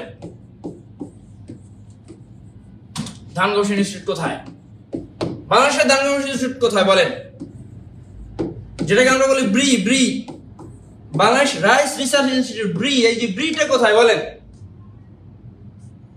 বাংলাদেশের ধান গবেষণা ইনস্টিটিউট কোথায়? কোথায়? ময়মনসিংহ লিখছেন, একজন গাজীপুর লিখছেন, হানি খান লিখছেন ময়মনসিংহ, রিমি খান গাজীপুর, সাদ হোসেন জয়দেবপুর, রাকিবুল হাসান পাড়ার গাজীপুর, শফিকুল ইসলাম সাগর ময়মনসিংহ, বিপুল চন্দ্র স্নিগ্ধা লিখছেন ফরিদপুর, না ভাইয়া। মৌসুমী আক্তার লিখছেন গাজীপুর। তাহলে দেখেন বাংলাদেশের ধান গবেষণা ইনস্টিটিউট যেটা সেটা অবস্থিত কোথায়? সেটা অবস্থিত গাজীপুরের জয়দেবপুরে, তাই না? আর এই যে ফরিদপুরে আমরা জানি পাট উৎপাদনের জন্য ফরিদপুর জেলা বিখ্যাত। আপনি মনে হয় সেদিকে চলে গেছেন। যাই হোক, তাহলে আন্তর্জাতিক ধান গবেষণা ইনস্টিটিউট অবস্থিত ফিলিপাইনের ম্যানিলায়। বলেন তো আন্তর্জাতিক পাট গবেষণা কেন্দ্র, পাট গবেষণা কেন্দ্র, পাট গবেষণা কেন্দ্র, পাট পাট ইন্টারন্যাশনাল জুট স্টাডি গ্রুপ, এরকম একটা সংগঠন আছে ইন্টারন্যাশনাল জুট স্টাডি গ্রুপ। এটা হচ্ছে বাংলাদেশের কোথায় অবস্থিত? গাজীপুরে অবস্থিত। ওকে, আমরা পরের কোশ্চেনে যাই। দেখেন সাস্টেইনেবল ডেভেলপমেন্ট গোলস এর কয়টি গোলের কথা বলা হয়েছে? এটা অনেকেই পারবেন, অনেকেই পারবেন। সাস্টেইনেবল ডেভেলপমেন্ট গোলস, যেটাকে আমরা কি বলি? এসডিজি, তাই না? SDG, sustainable development goals. আচ্ছা, এসডিজি বলতে কি বোঝায়? ফুল মিনিং হচ্ছে সাস্টেইনেবল ডেভেলপমেন্ট গোলস। এসডিজির মূল কথা হচ্ছে পরিবেশের ক্ষতি না করে, পরিবেশের ক্ষতি না করে আর্থসামাজিক উন্নয়ন, পরিবেশের ক্ষতি না করে আর্থসামাজিক উন্নয়ন, যেই উন্নয়ন স্থায়ী হবে, সাস্টেইন করবে, মানে টেকসই হবে। বুঝতে পারছেন? তাহলে সাস্টেইনেবল ডেভেলপমেন্ট গোল, দেখেন বিসিএস এর রিটেনে কিন্তু এখান থেকে কোশ্চেন আসে যে এই সাস্টেইনেবল ডেভেলপমেন্টটা কি? সাস্টেইনেবল ডেভেলপমেন্ট তো বুঝলাম, সাস্টেইনেবল ডেভেলপমেন্ট অনেকে খালি মনে করে ডেভেলপমেন্ট, এই সাস্টেইনেবল ডেভেলপমেন্ট মানে হচ্ছে টেকসই উন্নয়ন। আরে ভাইয়া, এই টেকসই উন্নয়নটা হইতে হবে কি কোন কেন্দ্রিক? মূল কথা যেটা, মূল কথা হচ্ছে পরিবেশকে কোনো ধরনের ক্ষতিতে না ফেলে পরিবেশ রক্ষা করে আর্থসামাজিক উন্নয়ন। ঠিক আছে, এটা কিন্তু বিসিএস এর রিটেনও আসে। তাহলে এই এসডিজির মূল যে লক্ষ্য, মূল লক্ষ্য কয়টা? 17টা, বা অভিষ্ট কয়টা? 17টা। 170টা কি সহযোগী লক্ষ্য? সহযোগী লক্ষ্য, সহযোগী লক্ষ্য কয়টা? 170টা।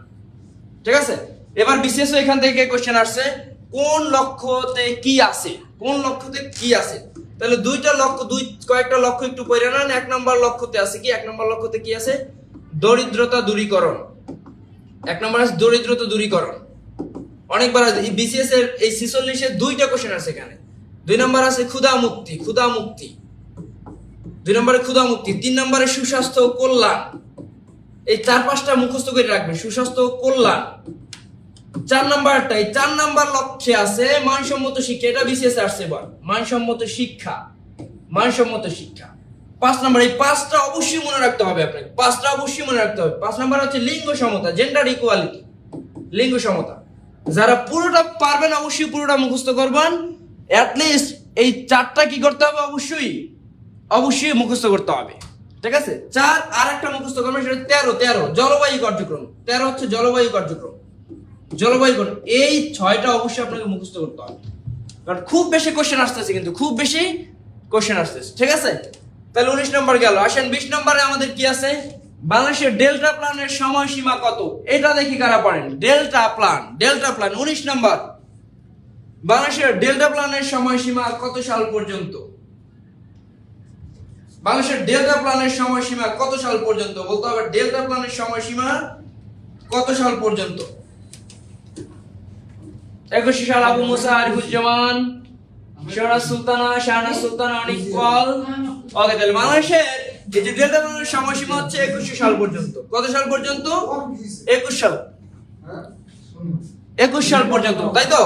বলেন কোন দেশ সহযোগিতা করতেছে? সেই দেশ হচ্ছে নেদারল্যান্ড। সাব্বির আস্তে। কোন দেশ সহযোগিতা করতেছে? নেদারল্যান্ড। এই ডেল্টা প্ল্যান বাস্তবায়নে সহযোগিতা করতেছে কোন দেশ? নেদারল্যান্ড। বলতে হবে, খুব গুরুত্বপূর্ণ কোশ্চেন, অলরেডি বিসিএস আসছে। বলতে হবে ডেল্টা প্ল্যানের মূল উদ্দেশ্যটা কি? ডেল্টা প্ল্যানের মূল উদ্দেশ্য রিটেনেও আসছে। ডেল্টা প্ল্যান, এই বাংলাদেশের যে ডেল্টা প্ল্যানের মূল উদ্দেশ্যটা শোনেন, খুব ভালো করে শোনেন। মূল উদ্দেশ্য, এই যে ডেল্টা প্ল্যানের মূল যে কথা, মূল যে উদ্দেশ্য, সেটা হচ্ছে পরিবেশ রক্ষা ও জলবায়ুর স্থিতিস্থাপকতা। পরিবেশ রক্ষা এবং জলবায়ুর যাতে খুব বেশি পরিবর্তন না হয় সেটা। ঠিক আছে, এটা কিন্তু অনেকবার পরীক্ষা অলরেডি আসছে। ক্লিয়ার? ওকে, পরের কোশ্চেন আমরা চলে যাই। বাংলাদেশ প্রথম কোন আন্তর্জাতিক সংস্থার সদস্যপদ লাভ করে? মারাত্মক কনফিউজিং জিনিস, মারাত্মক। বাংলাদেশ প্রথম কোন আন্তর্জাতিক সংগঠনের সদস্য লাভ করে এবং বলতে হবে কততম? দেখেন বাংলাদেশ প্রথম কোন আন্তর্জাতিক সংস্থার সদস্যপদ লাভ করে, এটা অনেকেই জানবেন, সেটা হচ্ছে কমনওয়েলথ। সেটা কি? কমনওয়েলথ। বলে দিলাম, বলতে হবে এটা 32তম সদস্য নাকি 34তম। ভাইয়া এখানে বিভিন্ন বইতে বিভিন্ন ভাবে পাবেন, আমি একদম কনফিউশন ক্লিয়ার করে দিব আপনাদের। বলেন বাংলাদেশ এই যে কমনওয়েলথের সদস্য কততম সদস্য? অনেকে বলবেন 32, অনেকে বলবেন 34। বলেন কোনটা, ক নাকি খ? বাংলাদেশ কমনওয়েলথের কততম সদস্য? বাংলাদেশ এই যে কমনওয়েলথের কততম সদস্য? বাংলাদেশ কমনওয়েলথের কততম সদস্য এটা বলেন? 32তম নাকি 34তম? এই তো এবার বেরোয় আসবে আসল জিনিস কারা জানে? সকলে 34। আচ্ছা, তামিম শাহিন 32 লাগছেন, আবু মুসা পরিবেশ রক্ষা জলবায়ু স্থিতি রাইসা চক্তি লাগছেন 32, হোসনে আরা কানিস 32। আচ্ছা, চান সাজ আপনার নামই পড়তে পারতেছি না ভাইয়া। সাজ খুব দ্রুত কমেন্ট করতেছেন, দ্রুত কমেন্ট করে চলে যাচ্ছে, আমি সবার নাম পড়তে পারতেছি না। যাই হোক, দেখেন বাংলাদেশ কমনওয়েলথের কততম সদস্য? খুব ভালো করে খেয়াল রাখেন, খুব ভালো করে শোনেন। বাংলাদেশ কমনওয়েলথের 34তম সদস্য। কততম সদস্য? আগে কাহিনী বোঝেন। বাংলাদেশ কমনওয়েলথে অন্তর্ভুক্ত হয়েছে 1972 সালের 18 এপ্রিল। 1972 সালের 18 এপ্রিল বাংলাদেশ প্রথম কোন আন্তর্জাতিক সংস্থার সদস্যপদ লাভ করছে। কত সালে? 1972 সালে 18 এপ্রিল কমনওয়েলথের সদস্যপদ লাভ করছে 32তম সদস্য হিসেবে। খেয়াল করেন ভাইয়া, খেয়াল করেন ভালো করে। বাংলাদেশ কমনওয়েলথ, আচ্ছা বইতে আছে 32তম, একটু খেয়াল করেন, এটাই ক্লিয়ার করে দিতেছি। মাহমুদুল হাসান লাগছেন শুধু মেয়েদের নাম পারে, আপনার নামও তো পড়ছি।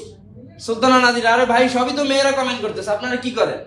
ফ্রিল্যান্সার স্বর্ণা, এটাও তো মেয়ে। রিয়াজউদ্দিন 34, শাহাদাত হোসেন লাগছেন 1974 কি সুমি।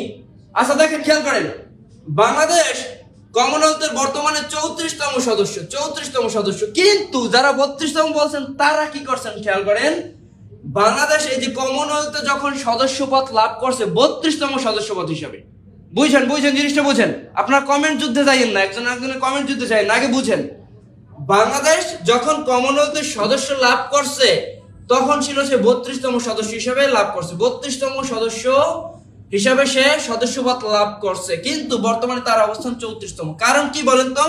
কারণ আমরা দেখি বাংলাদেশ যখন কমনওয়েলথে যোগদান করতে চাইছে তখন পাকিস্তান বলছে বাংলাদেশকে যদি কমনওয়েলথে সদস্যপদ দেওয়া হয় তাহলে আমরা পদত্যাগ করব।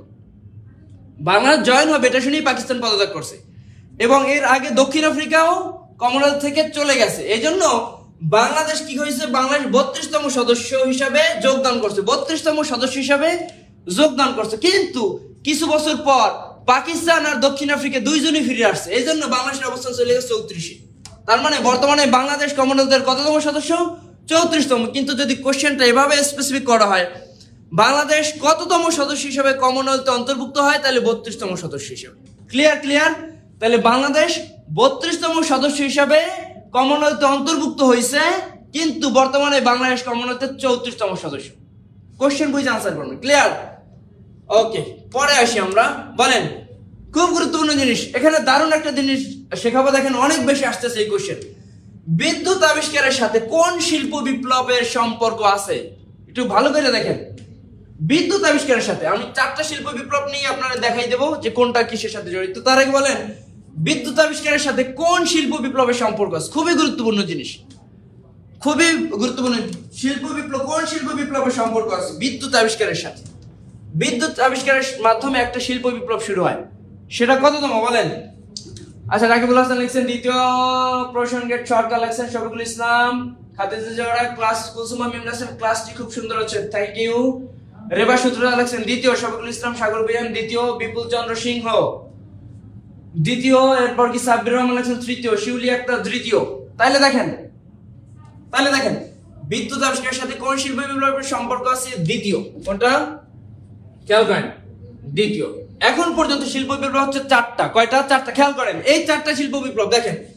প্রথম শিল্প বিপ্লব, আমরা লিখি প্রথম শিল্প বিপ্লব আমরা দেখি 8শ শতাব্দীতে বাষ্পীয় ইঞ্জিন আবিষ্কারের মাধ্যমে। প্রথম শিল্প বিপ্লব হয় কিসের মাধ্যমে? বাষ্পীয় ইঞ্জিন আবিষ্কারের মাধ্যমে। প্রথম শিল্প বিপ্লব হয় বাষ্পীয় ইঞ্জিন আবিষ্কারের মাধ্যমে, এটা হচ্ছে বাষ্পীয় ইঞ্জিন আবিষ্কারের মাধ্যমে। দ্বিতীয় শিল্প বিপ্লব হয় কিসের জন্য? দ্বিতীয় শিল্প বিপ্লব হয় বিদ্যুৎ আবিষ্কারের মাধ্যমে, বিদ্যুৎ আবিষ্কারের জন্য, বিদ্যুৎ আবিষ্কার। ঠিক আছে? তৃতীয় শিল্প বিপ্লব হয় কিসের জন্য? তৃতীয় শিল্প বিপ্লব শুরু হয় ইন্টারনেটের আবিষ্কার, ইন্টারনেট আবিষ্কার। তৃতীয় শিল্প বিপ্লব হচ্ছে ইন্টারনেট আবিষ্কার। বর্তমানে যেটা চলতেছে চতুর্থ শিল্প বিপ্লব, বর্তমানে ফোর্থ ইন্ডাস্ট্রিয়াল রেভলিউশন চলতেছে। এটা কিসের মাধ্যমে? উন্নত প্রযুক্তি, উন্নত প্রযুক্তি। তাহলে 4টা শিল্প বিপ্লব আপনি দেখেন। প্রথম শিল্প বিপ্লব বাষ্পীয় ইঞ্জিনের মাধ্যমে জেমস ওয়াট আবিষ্কার করছে, তাই না? দ্বিতীয় শিল্প বিদ্যুৎ আবিষ্কারের মাধ্যমে। তৃতীয় শিল্প বিপ্লব হয় ইন্টারনেট আবিষ্কারের মাধ্যমে, আমরা জানি ইন্টারনেট 1970 সালে। চতুর্থ শিল্প বিপ্লব উন্নত প্রযুক্তি আবিষ্কারের মাধ্যমে। এখন দেখি আমরা এই যে আর্টিফিশিয়াল ইন্টেলিজেন্স, 3D পেইন্টিং, তারপর অন্যান্য যেগুলো আছে সবকিছু মিলে যাচ্ছে আমাদের ফোর্থ ইন্ডাস্ট্রিয়াল রেভলিউশন বা চতুর্থ শিল্প বিপ্লব। কিসের মাধ্যমে? উন্নত প্রযুক্তির মাধ্যমে। তাহলে 4টা শিল্প বিপ্লব খুব ভালোভাবে মনে রাখেন। ক্লিয়ার? ওকে, পরের কোশ্চেন আমরা যাই। বাংলাদেশের জাতীয় প্রতীকে কয়টি তারকা আছে? ভেরি সিম্পল কোশ্চেন, এরপরে অনেকে জানে না, এরপরে অনেকে দেখবেন ভুল করে। বলেন বাংলাদেশের জাতীয় প্রতীকে কয়টি তারকা আছে? বাংলাদেশের জাতীয় প্রতীক কয়টি তারকা আছে বলেন? 23 নম্বর উত্তর কি হবে? বলেন 23 নম্বর উত্তর কি হবে? 23 নম্বর। 4টি, তাই না? কয়টি? বাংলাদেশের যে জাতীয় প্রতীক এখানে তারকা আছে কয়টি? 4টি। গুড, সবাই পারবে। 4টি তারকা মানে কি? এই 4টি তারকা মানে কি বলেন? 4টি তারকা মানে হচ্ছে, 4টি তারকা মানে কি? 4টি তারকা মানে সংবিধানের 4টি মূলনীতি। সংবিধানের এই যে রাষ্ট্র পরিচালনার 4টি মূলনীতি, রাষ্ট্র পরিচালনার 4টি মূলনীতি, 4টি তারকা মানে সংবিধান রাষ্ট্র পরিচালনার 4টি মূলনীতি। সেই মূলনীতিগুলো কি কি বলেন তো? সেই মূলনীতিগুলো আরেকবার বলছিলাম, জাসগদ, অর্থাৎ জাতীয়তাবাদ, সমাজতন্ত্র, গণতন্ত্র, ধর্মনিরপেক্ষতা। জাতীয়তাবাদ, সমাজতন্ত্র, গণতন্ত্র, ধর্মনিরপেক্ষতা। এভাবে পড়বেন কেন? জাসগদ এভাবে পড়বেন কেন? কারণ সংবিধানে কয় নম্বর অনুচ্ছেদে কোনটা আছে দেখেন। জাতীয়তাবাদ 9 নম্বর অনুচ্ছেদে, সমাজতন্ত্র 10 নম্বর অনুচ্ছেদে, গণতন্ত্র 11 নম্বর অনুচ্ছেদে, ধর্ম নিরপেক্ষতা 12 নম্বর অনুচ্ছেদে। আপনি যদি জাসগদ মনে রাখেন তাইলে কি হবে? তাইলে জাতীয়তাবাদ সংবিধানের কয় নম্বর অনুচ্ছেদে আলোচনা করেছে? 9 নম্বর। সমাজতন্ত্র কয় নম্বর? 10 নম্বর অনুচ্ছেদে আলোচনা করা হয়েছে। গণতন্ত্র বাংলাদেশের সংবিধানের কয় নম্বর অনুচ্ছেদে আলোচনা করা হয়েছে? 11 নম্বর অনুচ্ছেদে। ধর্মনিরপেক্ষতা মূলনীতি কি? এটা প্রায় আসছে, এটা ভিভিআই দিয়ে রাখেন, ভেরি ভেরি ইম্পর্টেন্ট। এই যে ধর্মনিরপেক্ষতা, এই রাষ্ট্রটা হবে একটা ধর্মনিরপেক্ষ রাষ্ট্র। এটা সংবিধানের কয় নম্বর অনুচ্ছেদে আছে? 12 নম্বর। তাইলে পর্যায়ক্রমে 9, 10, 11, 12 এই জন্য পড়বেন জাসগদ, জাতীয়তাবাদ, সমাজতন্ত্র, গণতন্ত্র, ধর্মনিরপেক্ষতা। মনে থাকবে? আচ্ছা, চান মোহন লেখছেন স্যার আপনার ক্লাস খুব ভালো লাগে। স্যার আপনি কি শুধু জিকে কোর্স করান? না, আমি কোনো পার্সোনাল কোর্স করাই না ভাইয়া, আমি জব মেডিসিনের টিচার এবং জব মেডিসিন থেকে আপনারা সার্ভিসগুলো পাবেন ইনশাআল্লাহ। ক্লিয়ার? তানজিলা তমা, এই যে তানজিলা তমা আমার বরিশালের স্টুডেন্ট, 9, 10, 11, 12 গুড। খাদিজাতুল কুবরা, আচ্ছা এই তো বুঝতে পারেন। তাহলে কিভাবে পড়বেন? জাসগদ, জাতীয়তাবাদ, সমাজতন্ত্র, গণতন্ত্র, ধর্মনিরপেক্ষতা, 9, 10, 11, 12। ওকে, এরপর আমরা আসি পরের কোশ্চেনে। দক্ষিণ আমেরিকা মহাদেশের কোন দেশ সর্বপ্রথম বাংলাদেশকে স্বীকৃতি দেয়? দক্ষিণ আফ্রিকা মহাদেশের কোন দেশ বাংলাদেশকে স্বীকৃতি দেয় বলেন? আচ্ছা, রংপুর ব্রাঞ্চে ইনশাআল্লাহ যাব, রংপুর ব্রাঞ্চে যাব। বলেন দক্ষিণ আফ্রিকা মহাদেশের কোন দেশ সর্বপ্রথম বাংলাদেশকে স্বীকৃতি দেয়? দক্ষিণ আমেরিকা মহাদেশের কোন দেশ প্রথম বাংলাদেশকে স্বীকৃতি দেয়? এটা কমেন্ট করেন। এটা 24 নম্বরে কি হবে? খ লিখছেন, হয় নাই। আসমা আক্তার মজুমদার লিখছেন ক্লাসটা অনেক সুন্দর হইতেছে, ধন্যবাদ আপু। আচ্ছা তাইলে লেখেন, এই যে দক্ষিণ আফ্রিকা মহাদেশের কোন দেশ সর্বপ্রথম বাংলাদেশকে স্বীকৃতি দেয়? ভেনেজুয়েলা। কোন দেশ? ভেনেজুয়েলা। একটু আগে আমরা ভেনেজুয়েলা পড়ছি, এটা খালি অ্যাঞ্জেল ফলসটা অবস্থিত ভেনেজুয়েলায়। বলতে হবে কোন মুসলিম দেশ, এটা দেখেন, কোন মুসলিম দেশ সর্বপ্রথম বাংলাদেশকে স্বীকৃতি দেয়? কোন মুসলিম দেশ সর্বপ্রথম বাংলাদেশকে স্বীকৃতি দেয়? কমেন্ট করে জানান দেখি। এইটা পারলে বুঝবো যে আপনি আসলেই পারেন। কোন মুসলিম দেশ সর্বপ্রথম বাংলাদেশকে স্বীকৃতি দেয়? কোন মুসলিম দেশ? এই তো ইরান লেখা শুরু করছেন। মিজানুর রহমান লেখছেন ইরান, হয় না। আনিসুর রহমান আনিস, হয় নাই। তানজিলা আক্তার সেনেগাল। রাকিবুল হাসান পরশ, ইরান, হয় নাই ভাইয়া। শরীফুল ইসলাম লিখছেন ইরান, হয় নাই। সুমাই ইউসুফ, এত ইরাকের দিকে যান কেন আপনারা? ইরান। এরপর বিপুল চন্দ্র স্নিগ্ধা লাগছেন ইরাক, হয় নাই ভাইয়া। রেপা সূত্রধর, হয় নাই। ইরাক 1972 সালে আর্জুলি, হয় নাই। শফিকুল ইসলাম ভাইয়া, হয় নাই। শরীফুল ইসলাম, হয় নাই। মিজানুর রহমান ইরাক, হয় নাই। আরো বলেন। বাপ্পি দে, হয় নাই। ইরান, হয় নাই। খাদিজাতুল কুবরা ইরাক, হয় নাই। অনিক খালেদ ইরাক, হয় নাই। মুন্নি খাতুন ইরাক, হয় নাই। আব্দুল কাদের বিপ্লব সেনেগাল। ইতিরা আরেকসিস রাস্তা কি দেখছেন? ইতিরা এবার মাঝখানে একটু মজা নিল না ঈশা? আরব, কোন আরব রে ভাই? কোন আরব? সংযুক্ত আরব নাকি সৌদি আরব? নূহ আক্তার নিজে লিখছেন ইন্দোনেশিয়া, না। হুমায়ুন কবির মালয়েশিয়া, হয় নাই। হাফেজ শফিকুল ইসলাম মালদ্বীপ, হয় নাই। সুব্রত শর্মা, হয় নাই। ইন্দোনেশিয়া, হয় না। আপনারা পারতেছেন না, 2 জন পারছেন। কোন মুসলিম দেশ সর্বপ্রথম বাংলাদেশে স্বীকৃতি দেয়? সেটা হচ্ছে সেনেগাল। কোন মুসলিম দেশ? সেনেগাল। আফ্রিকার একটা দেশ, যদি আসে কোশ্চেন আফ্রিকাও আসে, আফ্রিকার কোন দেশ বাংলাদেশে প্রথম স্বীকৃতি দেয়? সেটা হচ্ছে সেনেগাল। এই সেনেগাল আফ্রিকার একটা দেশ, একই সাথে সে মুসলিম দেশ, বুঝতে পারছেন? মুসলমান প্রধান দেশ। এই সেনেগালই সর্বপ্রথম বাংলাদেশে স্বীকৃতি মুসলমান দেশের মধ্যে। তাহলে ইরাকটা কি? আরে ভাইয়া, ইরাক হইছে প্রথম মধ্যপ্রাচ্যের দেশ বা প্রথম আরব দেশ, প্রথম মধ্যপ্রাচ্যের দেশ বা প্রথম আরব দেশ। আরেকজন লাগছে সিয়েরা লিওন। দেখছেন অবস্থাটা কি? ঠিক আছে। তাহলে দক্ষিণ আমেরিকা মহাদেশের কোন দেশ বাংলাদেশ স্বীকৃতি দেয়? ভেনেজুয়েলা। কোন মুসলিম দেশ প্রথম বাংলাদেশ স্বীকৃতি দেয়? সেটা হচ্ছে সেনেগাল। আর ইরাক হয়তো যখন কোশ্চেন করা হইতো মধ্যপ্রাচ্যের কোন দেশ, মধ্যপ্রাচ্য। আচ্ছা, বিরাল হোসেন লেখছেন মাই, বেল্লাল হোসেন লেখছেন মাই। আচ্ছা, আপনার কমেন্ট করলাম। সেনেগাল না, আবার সিগাল লেখেন না, শিয়াল লেখেন না ভাই, কি লেখেন আপনারা? বুঝতে পারছেন? তাহলে সেনেগাল, ঠিক আছে। ওকে। দক্ষিণ আমেরিকা মহাদেশের কোন দেশ বাংলাদেশ স্বীকৃতি? সেটা হচ্ছে ভেনেজুয়েলা। মুসলমান দেশ হিসাবে দেশে কোনটা? সেনেগাল। আফ্রিকার দেশ বললে সেটাও সেনেগাল। আর যদি বলি প্রথম মধ্যপ্রাচ্যের দেশ কোনটা বা প্রথম আরব দেশ কোনটা, সেটা হবে কি? সেটা হবে ইরাক। ক্লিয়ার? ওকে, পরের কোশ্চেন আমরা দেখি। অসমাপ্ত, খুবই কনফিউজিং, মাথার উপর দিয়ে অনেকের যাইতে পারে, কিন্তু সেই মাথার উপর দিয়ে যাতে না যায় সেজন্য আমি বলবো আপনাদের এটা কি হবে। দেখেন, অসমাপ্ত আত্মজীবনী গ্রন্থ অবলম্বনে নির্মিত পূর্ণদৈর্ঘ্য চলচ্চিত্র কোনটি? অসমাপ্ত আত্মজীবনী অবলম্বনে। কি অবলম্বনে ভাইয়া? অসমাপ্ত আত্মজীবনী। বঙ্গবন্ধুর যে একটা গ্রন্থ, অসমাপ্ত আত্মজীবনী। বলেন এটার 25 নম্বরের উত্তর কি হবে? বলেন 25 নম্বরের উত্তর। ক লিখতেছেন? মুজিব একটি জাতির উপকার, এটা হবে। সুব্রত শর্মা লিখছেন। প্রসেনজিৎ সরকার লিখছেন ঘ। আনন্দীয় মন্ডল জয়ন্তা, প্রিয়াঙ্কা কুন্ডু চিরঞ্জীব মুজিব, প্রিয়াঙ্কা ঘাসফুল লিখছেন ঘ। সাব্বির রহমান ক। বলেন দ্রুত বলেন। অনিমা দত্ত লিখছেন ক। এই তো সবাই ভুল করতে, ম্যাক্সিমাম ভুল করতেছেন, ম্যাক্সিমাম। শাহরিয়ার জাহান চিরঞ্জীব মুজিব, আবিব আক্তার বৃষ্টি মুজিব একটি জাতির উপকার। ম্যাক্সিমাম কি লিখতেছেন? মুজিব একটি জাতির উপকার, মুজিব দা মেকিং অফ এ নেশন, তাই না? কিন্তু না, এই যে অসমাপ্ত আত্মজীবনী, আনফিনিশড মেমোয়ার্স, বঙ্গবন্ধু শেখ মুজিবুর রহমানের দ্বিতীয় গ্রন্থ অসমাপ্ত আত্মজীবনী। এই অসমাপ্ত আত্মজীবনী অবলম্বনে নির্মিত চলচ্চিত্র চিরঞ্জীব মুজিব।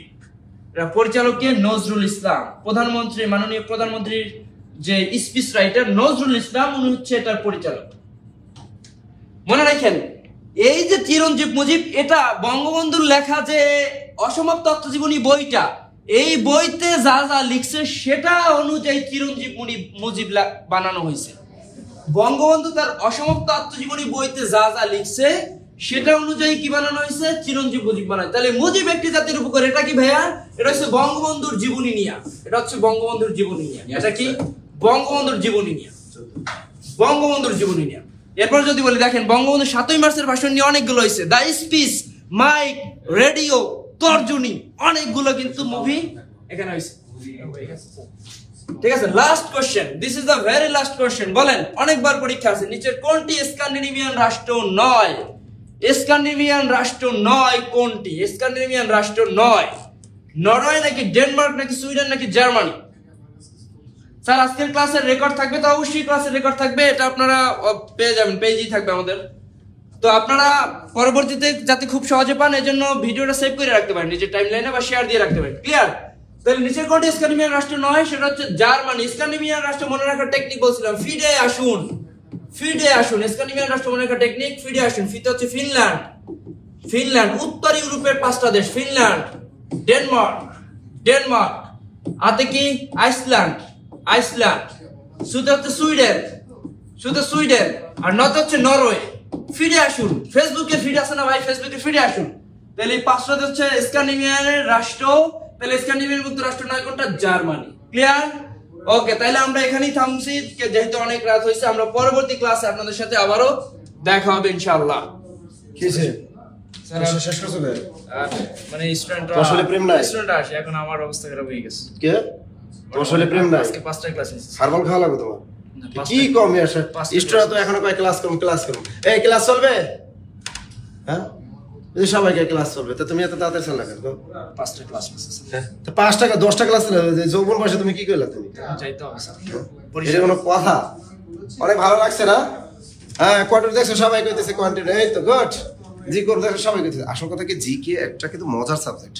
এই মজার সাবজেক্টটা কিন্তু আমরা কিন্তু আসলে অনেকে যারা জিকে কারা বেশি পারে জানেন, যারা ইতিহাসে পড়াশোনা করেছে, রাষ্ট্রবিজ্ঞানে, তারপর পিস অ্যান্ড কনফ্লিক্ট, মানে শান্তি ও সংঘর্ষ, আন্তর্জাতিক সম্পর্ক, পাবলিক অ্যাডমিনিস্ট্রেশন, এই সাবজেক্টগুলো যারা পড়াশোনা করে তারা কিন্তু জিকেতে মোটামুটি ভালোই করে।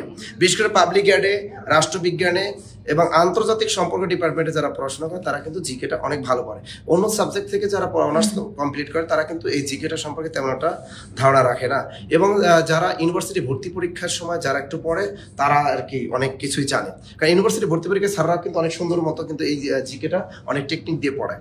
এরপর মেমোরি কি হয়ে যায়, একটু ড্যাম হয়ে যায়, তা দীর্ঘদিন পর এই যে ড্যাম হয়ে যায় আবার সতেজ করতে হয়। ঠিক আছে, যাই হোক, আমাদের দেখি নাসির স্যারের জয় হোক। কেন আমি আবার কি করলাম? হ্যাঁ, কারণ স্যার জয় শোন, এই যে দেখেন ফিডে আসুন, এই যে টেকনিকের মধ্যে স্ক্যান্ডিনেভিয়ার দেশগুলা ফিডে আসুন। এইতে ফিতে ফিনল্যান্ড, বেতে ডেনমার্ক, এইতে আছে কি আইসল্যান্ড, শুধু কি সুইডেন, নতে নরওয়ে। এই যে এই টেকনিকটা মনে রাখা, আপনাকে যদি বিশেষ ভাইবে ওরাও যদি প্রশ্ন করে যে স্ক্যান্ডিনেভিয়ার রাষ্ট্রগুলোর নামগুলো একটু বলেন তো, আপনি টাচ করে ফিডে আসুন, কথাটা কি মনে রাখলেন? ফিডে আসুন। তবে মনে পড়ে ফিডে পৃথিবীতে মানে কি ফিনল্যান্ড, ফিডে ডেতে মানে কি ডেনমার্ক, আসুন আ মানে কি আইসল্যান্ড, ঠিক আছে না? তাই সু মানে কি সুইডেন, ন মানে কি নরওয়ে, ইজিলি মনে থাকে। ঠিক আছে না? তো এইরকম যদি আমরা প্রত্যেকটা জিনিস যদি আমরা একটু টেকনিক দিয়ে মনে রাখি, ভাইবে বোর্ডে আমরা ভালো করব, এবং যে কোনো ছোট ছোট চাকরি পরীক্ষায় রিটেনে অংশ ভালো করব, এবং প্রিলি অংশ ভালো করবো। কি তাই না? কথা বলে না কেন? কথা বলে নাকি? ক্লিয়ার। যাই হোক, আমাদের এই যে এতক্ষণ যে আপনারা ক্লাসগুলো করলেন, ইনশাল্লাহ আগামীকাল আমার সাথে দেখা হবে। কিন্তু আগামীকাল কিন্তু আমি কি করব, বিসিএস এর বিগত সালের প্রশ্নগুলো নিয়ে ধামাক্কা লাইভ ক্লাস নেব আমি আগামীকাল বাংলার ধামাক্কা হবে। ওকে, তা প্রতিদিন কিন্তু জব মেডিসিন আপনাদের কিন্তু কোনো না কোনো একটা ক্লাসে লাইভ ক্লাস দিয়েই থাকে। তা আমাদের যে এই লিখিত নিবন্ধন, লিখিত বাজার ক্লাসগুলো লাইভ ক্লাস আমরা কিন্তু দিয়ে দিই, এবং ওরা বিসিএস এর লাইভ ক্লাসগুলো কিন্তু আমরা মাঝে মাঝে দিয়ে দিই। তা আমি সবাইকে বলবো, যারা প্রথম থেকে পড়াশোনা শুরু করেছেন চাকরি যে লেভেলের, তাদের বলবো আপনারা বিসিএস কোর্সটা করেন, কারণ বিসিএস কোর্সটা কিন্তু অনেক বেশি মানে ডিপলি পড়ানো হয়, সেখান থেকে অনেক পরীক্ষা কিন্তু কমানো পড়ে। আর মাথার ভিতরে রাখবেন, বিসিএস পরীক্ষার প্রস্তুতি মানে অন্য সকল চাকরি পরীক্ষার প্রস্তুতিটা হয়ে যাবে। তাই তো? আপনারা এখানে কমেন্ট করবেন, যদি কারো কোনো প্রশ্ন থাকে একটু কমেন্ট করে জানাবেন। ঠিক আছে, আপনাদেরকে আমি বলি যে একটু বিসিএস, এই যে বিসিএস প্রতি একটু মায়া বাড়ানো। বাংলাদেশ সিভিল সার্ভিস এই যে একটা চাকরি, অনেক সুন্দর একটা চাকরি, বুঝছেন? অর্থাৎ এই চাকরির জন্য মানুষের অনেক দীর্ঘদিনের আশা থাকে, একটা ফ্যামিলির আশা থাকে, পাড়া প্রতিবেশীর আশা থাকে, আপনার গার্লফ্রেন্ডেরও আশা থাকে যে আমার বয়ফ্রেন্ডরা কি হবে, একদিন পুলিশ ক্যাডার হবে, একজন অ্যাডমিন ক্যাডার হবে, একজন কাস্টমস ক্যাডার হবে, তাই না? আশা কিন্তু থাকে, আশা কিন্তু হাল ছাড়বেন না। এই বিসিএস 47তম বিসিএস দেখেন সার্কুলার কিন্তু আসতেছে, আপনারা সবাই জানেন নভেম্বর মাসে আমাদের নতুন সার্কুলার আসতেছে। এই 47তম বিসিএস স্পেশাল হবে না, কিন্তু সবার জন্য জেনারেল। তো এই জন্য এই বিসিএসটা যদি আপনারা লুফে নিতে চান, তা এই কোর্সটা কিন্তু করেন, এই 47তম বিসিএস রিলি এই কোর্সটা করেন। আর এই কোর্সটা করছি আমাদের অনলাইন, মাত্র 4000 টাকা, মাত্র 4000 টাকা। আর যাদের আর্থিক সমস্যা আছে তাদের 3500 টাকা। তো এই টাকাগুলোটা দিলেই কিন্তু আপনি টানা 1 বছর আপনি আমাদের সাথে লেগে থাকতে পারবেন। বিসিএস এর প্রত্যেকটা মানে ক্লাস, বাংলাটা টোটালটাই আমি নিব, একদম বাংলা ব্যাকরণ এবং সাহিত্য টোটাল ক্লাসটা বিসিএস এর আমি নিব। মমিনুল স্যার এবং তহিদ স্যার কিন্তু ম্যাথমেটিক্সটা এবং আইসিটি টোটালটাই নেবেন, এবং সোহান স্যার কিন্তু আমাদের বিজ্ঞানটা, দৈনন্দিন বিজ্ঞানটা টোটাল ক্লাসটাই তিনি নেবেন। এবং এই যে সবুজ স্যার আছে, ইকরাম স্যার আছেন এবং সোহেল স্যার আছেন, তারা কিন্তু আমাদের জিকে পার্ট, বাংলাদেশ এবং আন্তর্জাতিক টোটাল ক্লাসটা আপনাদেরকে কমপ্লিট করে দেবে। তাহলে দেশ সেরা শিক্ষকদের সাথে আপনি বিসিএস প্রস্তুতিটা কেন নেবেন না? বলেন কেন নেবেন না? বলেন স্যার প্রাইমারি কোর্স সম্পর্কে স্যার, আচ্ছা অফলাইনে কত? আপনি যদি অফলাইনে আসতে চান আমাদের এটা ডাবল করে দিবেন, মানে 8000 টাকা দিবেন। ঠিক আছে, অনলাইনটা ডাবল হলো অফলাইন আমাদের। আপনি অফলাইন হলো এর সাথে কিন্তু লাইব্রেরি সুবিধাও পাবেন, আর ক্লাসগুলো কিন্তু আজীবন রেকর্ড থাকে। আপনি কোনো কারণে যদি ক্লাস মিস হয়ে যায় তাহলে কিন্তু আপনি কি করতে পারবেন, এই ক্লাসটা পরবর্তী আবার বারবার আপনি দেখতে পারবেন, তাহলে কি মিসের কোনো সুযোগ নেই। আর যদি আপনার প্রাইমারি কোর্সটা যদি করেন, আপনার প্রাইমারি কোর্স, এই প্রাইমারি শিক্ষক নিয়ে, প্রাইমারি শিক্ষক যদি আপনি হতে চান, কারো স্বপ্ন যদি এটা থাকে প্রাইমারি শিক্ষক, তাহলে এই কোর্স ফিটা আমাদের অনলি 2200 টাকা। যাদের আর্থিক সমস্যা আছে তারা এটা আপনাদের 2000 টাকা দিবেন। ওকে, 2200 টাকা। তো 2200 টাকায় কিন্তু আপনার 6 মাসের এই প্রাইমারি কোর্সটা করে ফেলেন, এবং এর সাথে কিন্তু হাইলাইটস কিন্তু থাকবে। স্যার আমি গ্রুপে জয়েন হতে পারছি না, নতুন স্টুডেন্ট, কোনো সমস্যা না, আপনি অফিসিয়াল নাম্বার একটা কল করেন, আপনাকে গ্রুপে জয়েন করাই দিবে। স্যার আমি প্রাইমারি কোর্সে ভর্তি হবে, আজকে অফিসে কল দিছি, অমিত সাহা, তোমার প্রাইমারি বানানটা ভুল, প্রাইমারি বানানটা রসিকের দিয়ে লেখো, তাহলে তোমার প্রাইমারি চাকরি হবে, আদারওয়াইজ হবে না। আগে বানান ঠিক করো। ওকে, প্রাইমারিতে ভর্তি হও, তুমি সমস্যা নাই, অবশ্যই তোমার 2200 টাকা দেওয়া লাগবে না, তুমি 2000 টাকা দিয়ে দাও। ওকে স্যার, 10 থেকে 20 মিনিটের চাকরির জন্য কোচিং এ ভর্তি হলে কি সিট দেওয়া হবে? অবশ্যই, শুধু সিট না, 4টা বই দেওয়া হবে। এই যে দেখেন নতুন নতুন নতুন নতুন 4টা বই, এই যে 4টা বই কুরিয়ারে পাঠানো হবে। এই প্যাকেটটা নিয়ে আসতো ওখান থেকে, একদম 4টা বই। এই যে 10 থেকে 20তম গ্রেড, যেটাকে আমরা 11 থেকে 20তম গ্রেড বলি, ঠিক আছে? এই 11 থেকে 20তম গ্রেড চাকরি সবারই একটা স্বপ্ন থাকে, যাদের পড়াশোনার হাতে একদম সময় নেই, যাদের এইজ একেবারে শেষ, তাদের জন্য একটা চাকরি খুবই প্রয়োজন। এবং অনেকগুলো মন্ত্রণালয়, 7-8টা মন্ত্রণালয় অ্যাপ্লাই করা আছে। বিভিন্ন মন্ত্রণালয় খাদ্যতে আছে, ফুডে আছে, আপনার যেটাকে আমরা খাদ্য বলি, রেলওয়েতে আবেদন করা আছে, এবং ভূমি মন্ত্রণালয় আবেদন করা আছে, সিভিল সার্ভিসের আবেদন করা আছে, রেলওয়েতে আবেদন করা আছে, সমাজসেবায় আছে, এবং পরিসংখ্যান ব্যুরোতে অ্যাপ্লাই করা আছে। তাদের জন্য বলবো এই 10 থেকে 20তম গ্রেড আপনার জন্য বেস্ট একটা চাকরি। এবং এই চাকরির কোর্সটা কিন্তু আপনি করতে পারবেন 1950 টাকায়, অনলি 1950 টাকা। যাদের আর্থিক সমস্যা আছে, টিউশনি করে চলাফেরা করেন, তারা এখানে টাকা দিবেন অনলি 1800 টাকা। এবং এর সাথে কিন্তু আপনি অবশ্যই কি পাবেন, এই যে দেখেন 4টা বই পাবেন। বাজার থেকে কোনো ধরনের গাইড বই কিনতে হবে না। এই যে 520 ফিটের গাইড, এই যে 4টা বই আপনারা কুরিয়ার যোগে পেয়ে যাবেন, এই জন্য আপনাদের কুরিয়ার চার্জও দিতে হবে না। বাজারে কোনো ধরনের কোনো গাইড বই কিনতে হবে, 4টা বই শুধু পড়বেন। ওকে, এইটা পড়বেন আর আমাদের ক্লাসগুলো করবেন, ইনশাল্লাহ আপনার একটা চাকরি ইনশাল্লাহ হয়ে যাবে। দেখি যে আমি ভর্তি হয়েছিলাম, অফিসে কল দিয়েছিলাম, বলছে 1800 টাকা দিলে হবে। আচ্ছা দিয়ে দাও, সমস্যা, যাদের আর্থিক সমস্যা আছে 1800 টাকা দিয়ে দেন, ইনশাল্লাহ হবে। স্যার ভর্তি হয়েছি, হাইলাইটস পাইনি, এখন এখানে কল দিলে হবে? আপনার খালি কার হাইলাইটস পাই না ভাই, আপনি প্রতিদিন 400-500 হাইলাইটস পাঠানো হয়, এগুলো কারা পায়? আপনি পান না, সারাদিন ঘুমাই থাকেন, এটা না পাইলে অফিসে এটা কল দিয়েন। দিনে প্রতিদিন সকাল 10টা থেকে বিকেল 5টার মধ্যে অফিসে এটা কল দিবেন, আপনারা চেক করবে যে আপনারা পাঠানো হয়েছে কিনা, এটা চেক করে নেবেন। স্যার নিবন্ধন লিখিত কোর্স দর্শন নেই না? আমাদের দর্শন নেই, এটা নেই আমাদের লিখিত কোর্স দর্শন সাবজেক্ট নেই আপু। এবার কেসেন থেকে উপজেলা পোস্টমাস্টার এক্সাম আছে স্যার 31 মে, কিছু বলেন? এই উপজেলা পোস্টমাস্টার অফিসের কিন্তু এখানে প্রিলিউ হয়, লিখিতও হয়, সুতরাং এটার জন্য আপনার জন্য কোর্স এটা 11 থেকে 20তম গ্রেড। যাদের তাড়াতাড়ি পরীক্ষা আছে তারা এই কোর্সে ভর্তি হবেন, তাদেরকে আরো একটা পুরাতন ব্যাচে অ্যাড করে দেওয়া হবে, যেখানে আপনি রেকর্ড ক্লাসগুলো করে নেবেন, তাহলে আপনার কি তাড়াতাড়ি প্রস্তুতিটা কমপ্লিট হবে। এই যে বাপ্পি দিয়ে বলছে আমরা পেয়েছি, থ্যাংক ইউ, পাইছি স্যার। এই কে কে পাইছেন একটু কমেন্ট করে জানান তো, কারা কারা পাইছেন? এই যেটা আমার স্যার ওই নাম্বারে কল ধরে না, কোন নাম্বারে কল ধরে না আন্দাজে? ইস, সারাদিন কল ধরে না, এটা কোনো কথা? স্যার আমি হাইলাইটস পেয়েছি স্যার, আর গণিত হাইলাইটস এর মধ্যে 32-38 পৃষ্ঠা পর্যন্ত সাধারণ জ্ঞানে পেজ রয়েছে। আল্লাহ, কি কথা, তুমি তোমার ভিতরে এইটা ঢুকে পড়ছে?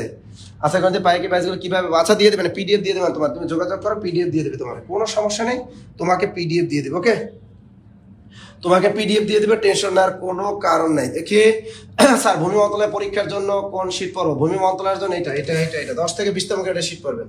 স্যার অফিস নাম্বারটা বলেন। স্যার পাইছি স্যার, পাইছি পঞ্চগড় ভোদা উপজেলা। গুড, এই যে পাইছে, গুড, আলহামদুলিল্লাহ পেয়েছে। আচ্ছা আমাদের এই হাইলাইটস গুলার মান কেমন একটু কমেন্ট করে জানাবেন, এগুলা পেয়েছেন মান কেমন একটু কমেন্ট করে জানান। পুরাতন ক্লাসে অ্যাড হতে কি করতে হবে স্যার? অফিসে কল দিতে হবে, ওই যে লেখছে ভর্তি সংক্রান্ত তথ্য জানতে সরাসরি কল করুন। দেখেন এখানে কিন্তু আমাদের নম্বরগুলো দিয়ে দেওয়া হয়েছে, আপনি নম্বরে কল করতে পারেন।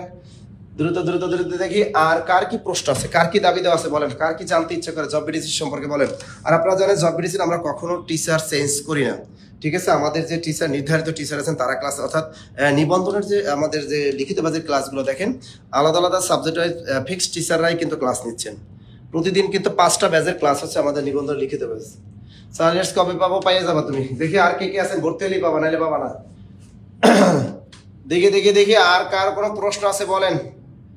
সোনালী হালদার হাইলাইটস পাইনি, এই নিয়ে কমেন্ট করে লাভ নাই, যারা পান নাই অফিসে ফোন দিয়ে একটু দয়া করে কালকে। দেখি Anindo Mondal sir job receives, thank you, অনেক ভালো। মোহাম্মদ আইব বলছে অনেক ভালো স্যার, ধন্যবাদ, অনেক ভালো মানে হাইলাইটস, ধন্যবাদ, very good. Borhanuddin, very good, আলহামদুলিল্লাহ আজকে হাইলাইটস পাইছি। গাইবান্ধা, এই দেখেন মুন্নি খাতুন, এ কি আমার কি পরিচিত, এ কি আমার আত্মীয় হয়, এ কি আমার গার্লফ্রেন্ড হয়, এর কি আমি এমনি পাঠাই দিছি? তেরা পাইলো কেমনে বলেন? আপনি পান নাই, হয়তো আপনি ঠিকানা দেন নাই, ভুল নাম্বারে ঠিকানা দিচ্ছেন, যার জন্য আপনার প্রবলেম হয়েছে। অফলাইনে আপনাদের কোর্স আছে, অবশ্যই আছে ভাইয়া। আমরা পুরনোরা কি করবো? পুরনোরা কিছু করার দরকার নাই, নতুনটা নিতে হলে 700 টাকা দিতে হবে। যারা পুরাতন আছেন তারা যদি নতুনটা নিতে চান তারা আমাদের 700 টাকা পে করবেন। 700 টাকা পে করলে আপনি নতুনটা পেয়ে যাবে। না দর্শনের নতুন লিখিত কোর্স চালু হবে না। দেখি ভূমি মন্ত্রণালয় পরীক্ষা নিয়ে আলোচনা করলে পুরো ভূমি মন্ত্রণালয় কোনো সমস্যা নাই। ভূমি মন্ত্রণালয় আপনি এই কোর্সটা ভর্তি হন, ভূমি মন্ত্রণালয় টিকে যাবেন। ঠিক আছে, প্রিলি লিখিত উভয় স্টাইলে ভূমি মন্ত্রণালয় পরীক্ষা হয়। এই কোর্সটার ক্লাস করেন, সপ্তাহে 5 দিন ক্লাস করেন আর রেকর্ড ক্লাসগুলো করেন, তাহলে আপনার ইনশাআল্লাহ হয়ে যাবে। দ্রুত দ্রুত দ্রুত আর কে স্যার নিবন্ধন লিখে 19তম নিবন্ধনে হাইলাইটস পাবেন, সার্কুলার দিবে তারপর, এর আগে কোনো হাইলাইটস দেওয়া হবে না। 19তম নিবন্ধন সার্কুলার আসবে তারপর। স্যার আমি চট্টগ্রামে পাইছি স্যার, ভেরি গুড, এই যে চট্টগ্রাম পাইছে, যে এম কে তাহসিন ভাইয়া পাইয়া গেছে, গুড। আর কে আছেন দেখি? স্যার সব বিষয়ে কি পড়ানো হয়? সব সাবজেক্ট, কথা কাজে mail job medicine, thank you ভাই আব্দুল্লাহ আল মামুন। আর কে আছেন দেখি? এই দেখেন আপনাদের আমরা যে এই বইগুলো যে পাঠাই দেয় প্রতিদিন, সবাই তো পায়, মিস হতেই পারে, হয়তো আপনারা ঠিকানা ভুল দেন, ঠিক আছে, বা আমাদের এখানে মিস্টেক হতে পারে, এই জন্য অফিসিয়াল নাম্বারে কল দিয়ে একটু চেক করে নেবেন, ওকে? স্যার নিবন্ধন ব্যবসা শিক্ষা টিচার পরিবর্তন, আচ্ছা কি নিবন্ধন ব্যবসা শিক্ষা টিচার তো চেঞ্জ হয়েছে, আজকে তো অ্যাকাউন্টিং এর টিচার তো চেঞ্জ করে দিছি, আবার একবার তো চেঞ্জ করেছি। স্যার টাঙ্গাইল কবে আসবে? টাঙ্গাইল শাখা উদ্বোধন হবে 4 তারিখ। 4 তারিখ স্যার ভূমি মন্ত্রণালয় বিগত সালে প্রশ্ন ক্লাস নেন, অবশ্যই নিব। আর আমাদের অফলাইনের যে শাখাগুলো আছে, অফলাইনের শাখাগুলো আমাদের যারা পটুয়াখালী আছেন, পটুয়াখালী কিন্তু আগামীকাল কিন্তু ফ্রি ক্লাস আছে আলামিন স্যারের। আর পটুয়াখালী আমাদের ক্লাস সকাল 10টায় এবং বিকাল 3টায়। পটুয়াখালী শাখা আছে পৌরসভার মোড়, এবং বরিশাল শাখা আছে আমাদের বিএম কলেজের সামনে মসজিদ গেটে।